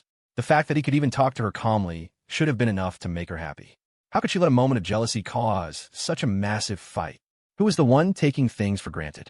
Cassandra's anger instantly evaporated. She bit her lip, staring at the man eating slowly and methodically at the table. After a long silence, she spoke. I'm sorry. Surprised that she would actually apologize, Liam glanced up, but this time, he didn't say anything more. He just lowered his head and focused on eating. After weeks of dry bread and processed snacks, finally getting to eat some delicious food had sent his taste buds into overdrive. This braised pork is decent, but not as good as back home. The heat wasn't quite right. The sweet and sour fish is okay, but a little too much vinegar. He critiqued the food in his head as he shoveled it down. However, to Cassandra, his silence made her apology feel like a stone thrown into the ocean. No ripple, no sound, nothing. A heavy feeling settled in her chest. She had expected him to mock her again, as he had before, but this time he didn't. Was he disappointed in her? If he was truly disappointed, then nothing she said would matter. The old wounds hadn't healed, and now she had added new disappointment on top. This whole experience must be terrible for him, which meant she was going to lose the bet. The thought made Cassandra's stomach clench. Faced with a table laden with food, She had no appetite. She stared at Liam, her voice tight with anxiety. Why? Why aren't you mocking me? Liam, in the middle of inhaling a mouthful of rice, looked up, completely baffled. Huh? Cassandra grew agitated. You should be mocking me. I apologized. So you're supposed to ridicule me, right? Why aren't you saying anything? Liam nearly choked on his rice. He took a gulp of water and sputtered. Why would I mock you? Do I have nothing better to do? Even if you have nothing better to do, you should still argue with me. Cassandra rushed over and sat in the chair next to him, her face etched with worry. When you're this quiet, it really scares me. What the hell? Now it's a problem if I talk, and it's a problem if I don't talk? Liam's eyes flickered. He hit the nail on the head. Cassandra, do you have a problem with insecurity? Cassandra froze. He was right. Seeing this, Liam sighed, his tone like that of a weary teacher. I told you we're dating now, which means I won't do anything outside the bounds of that relationship. I only said those things earlier to get you to see it from my perspective. If it were me, and I told you that you couldn't go out and meet with clients, what would you do? Cassandra didn't hesitate. I have Evelyn. Liam was momentarily speechless. He tried another angle. Fine. What if I forbid you from attending all those pointless galas? I just wouldn't go. The Thorne family doesn't need to attend those events anyway. Fine. Then you can never leave the house again. Stay home. Go nowhere. I forbid it. Okay. I can work from home. If it's really necessary, I can have my father step in. After several rounds, Cassandra answered every question with unnerving sincerity, while Liam was the one on the verge of a breakdown. The atmosphere grew tense again. Liam suddenly added one last thing. Then you can't talk to your father either. I'm jealous. Are you crazy?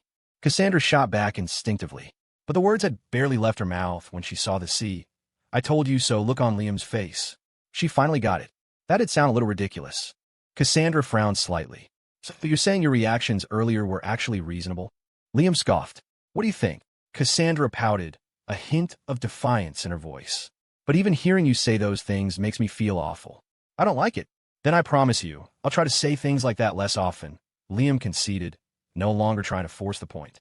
He was negotiating, but you also need to adjust your mindset a bit. Okay. Cassandra nodded without hesitation. Seeing this, Liam let out a long breath. The bet had just started, and Cassandra was already a walking jealousy magnet. But she was different from before. Her patience with him seemed to be growing. In the past, she would never have debated these things with him.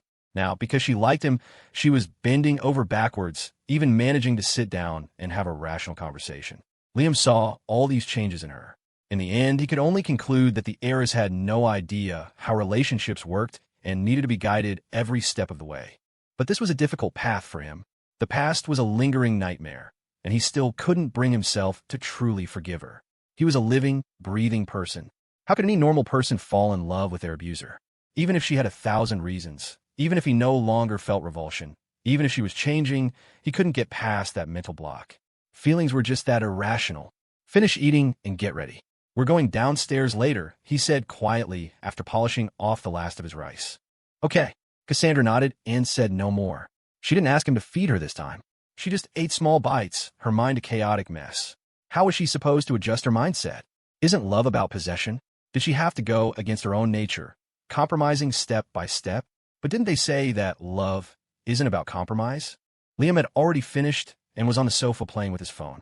Cassandra sat at the table, not moving. She watched him, feeling like she had never even touched his heart, let alone gotten close to it. The feeling was making her lose control. She only ate a little before leaving the table. She didn't speak to Liam again, just went into the bedroom and scrolled agitatedly through her phone. The moment she unlocked the screen, she saw a message from her sister, Riley. Sis, how are you two doing? Dad complains about it in his study every day. It's hilarious. A sudden urge to confide washed over her. Cassandra's eyes flickered as she typed a short reply. We're dating. Dating? You two are already dating? Wow, sis, you got him that fast. Got him. What did this count as? Cassandra laughed at herself. Not knowing what else to say, she just sent back a frustrated string of ellipses. The ellipses, however, immediately tipped Riley off. Sis, you're not in some kind of messy relationship, are you? She never thought her flighty sister could be so perceptive at critical moments. Feeling helpless in the face of the untouchable Liam, Cassandra sought her sister's help. I feel like he likes me, but at the same time, it feels like he doesn't. That's easy, Riley replied quickly. Sis, you just have to test him. How do I test him? Don't worry, just do as I say. Intentionally ignore him, then have someone else tell him that mom has set you up on another blind date. See if he gets nervous. As she read the long message, Cassandra frowned. Are you sure this will work? Of course. Riley replied without a doubt. Sis, you just want to know if he likes you, right? If he gets nervous when he hears that, it proves he likes you, but is just being stubborn. Without a doubt, this was Riley's simple, go-to method for testing someone's feelings. But Cassandra was hesitant. She didn't want to use lies to get what she wanted. She liked Liam, but she didn't want to deceive him. But then, thinking about all the jealousy she'd been swallowing lately while Liam acted completely unfazed, she felt a surge of anger. Why was she always the one feeling jealous? She irritably locked her phone and stared at the bedroom door for a long time. From outside, Liam's voice called out, Cassandra, are you ready? The show is about to start. Cassandra jolted. Her eyes darted around, and she called back, okay. She quickly changed into a casual outfit, opened the bedroom door, and followed Liam downstairs. On the way, she didn't initiate any conversation. She just kept her head down, lost in thought. Seeing her so quiet, Liam found it strange. The atmosphere in the descending elevator was heavy and stagnant. As the elevator doors opened, a male attendant in a uniform bowed respectfully. Mr. Lim is. Rosie has arranged your seats. Please follow me. Thanks, Liam grunted, following the attendant toward the performance venue. Cassandra trailed behind him, occasionally glancing up at his straight back. Rosie had arranged a private booth for them in a corner. Liam had to admit, the underground facilities in Vegas were impressive. The entertainment complex was built to look like it was above ground, with a main stage as the centerpiece. The surrounding booths were separated by ornate screens, giving them a touch of classical elegance. After they were seated, a server quickly brought over tea and poured it for them. Throughout this, Cassandra remained silent. Her gaze no longer lingered on Liam. Instead, she seemed to be studying their surroundings, her thoughts a mystery. Seeing this, Liam didn't say anything either. He glanced at her and subconsciously pursed his lips. The surrounding tables buzzed with conversation as the show began, but their booth was eerily quiet. As a magician took the stage, the show officially began. Liam watched out of the corner of his eye. It was mostly classic magic tricks. If you're looking for something new, you'd be disappointed, but watching a live performance had its own atmosphere. Just as the magic show reached its climax, Cassandra's voice suddenly cut through the air. Liam, I have something to tell you. She seemed to have hesitated for a long time before speaking. Her attention wasn't on the stage. Her starlit eyes were fixed on him, deep and unreadable. To interrupt during the most exciting part of the performance was bad form, but she was Cassandra Thorne, and Liam's mind wasn't really on the show anyway. He turned to face her. Cassandra unconsciously lifted her cup and took a sip of tea, her voice softening. My mother called me just now. That seemed normal enough. Liam nodded. She said. Cassandra swallowed, her eyes locked on Liam. She said she's arranged a marriage alliance for me. She wants me on a plane tonight to be home by tomorrow morning. Her voice was halting, laced with a nervous tension, but her eyes never left his face, waiting with a mix of hope and anxiety for his reaction. Liam's eyes flickered. A marriage alliance? He asked softly. Yes, Cassandra nodded. It's with one of the new money families in our circle. The heir just got back from studying abroad. Her words were slightly unnatural, but as soon as she finished, Liam suddenly smiled. Studying abroad again? Do all rich families love to send their kids overseas? Was that all he was focused on? Why was he smiling? Seeing the slight curve of Liam's lips, a furious fire ignited in Cassandra's chest. What are you smiling at? Studying abroad is perfectly normal. For a family heir, it's the best way to broaden their horizons. Is that so? Liam nodded, a look of mock enlightenment on his face. He said nothing more. He just quietly set down his teacup and turned back to watch the show. His reaction was so placid it completely blindsided Cassandra. She couldn't detect even a hint of tension in him. Could it be that all this time, what she had thought was his affection for her was just another one of his games, another act of deliberate compromise? She had given up her own personality for Liam, repeatedly humbled herself, apologized, and tried to please him. And for what? For another one of his deceptions? Cassandra never imagined he could be so cold, so devoid of any emotional reaction. In his eyes, what was she? A toy to be played with when he was happy or sad. She was truly disappointed, and mixed with that disappointment was a seething anger. She felt like a clown, being played for a fool. What is your problem? She couldn't hold it in any longer, her voice sharp with suppressed rage. Liam blinked and turned his head, his tone perfectly flat. What do you mean, what's my problem? I'm watching the show. He had the nerve to watch a show at a time like this. Cassandra was so angry she saw black. What show? If you want to watch, I'll hire them to perform for you every single day. To her shock, Liam just grinned shamelessly. That wouldn't be right, would it? Aren't you going on a blind date tomorrow? You're going to spend your money on a show for me while you're busy chatting with your new fiancé? The boomerang came back and hit her square in the face. She was speechless with rage. Bang! On stage, a loud gong sounded. The magician unhurriedly pulled a handkerchief from his black top hat, followed by a dove that flapped its wings and flew into the air. A wave of enthusiastic applause washed over the audience. Liam couldn't help but let out a whoop. Whoa, it's so much more exciting watching this live. Cassandra instinctively turned her head, her gaze landing on the dove. The snow-white bird circled in the air for a few seconds before landing back on the magician's shoulder. In that moment, it hit her. His words just now. They sounded a little passive-aggressive. Could it be? He was jealous.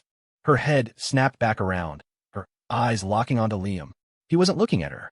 His gaze was fixed on the stage, but his relaxed posture, his loud cheering. None of it betrayed the slightest hint of jealousy.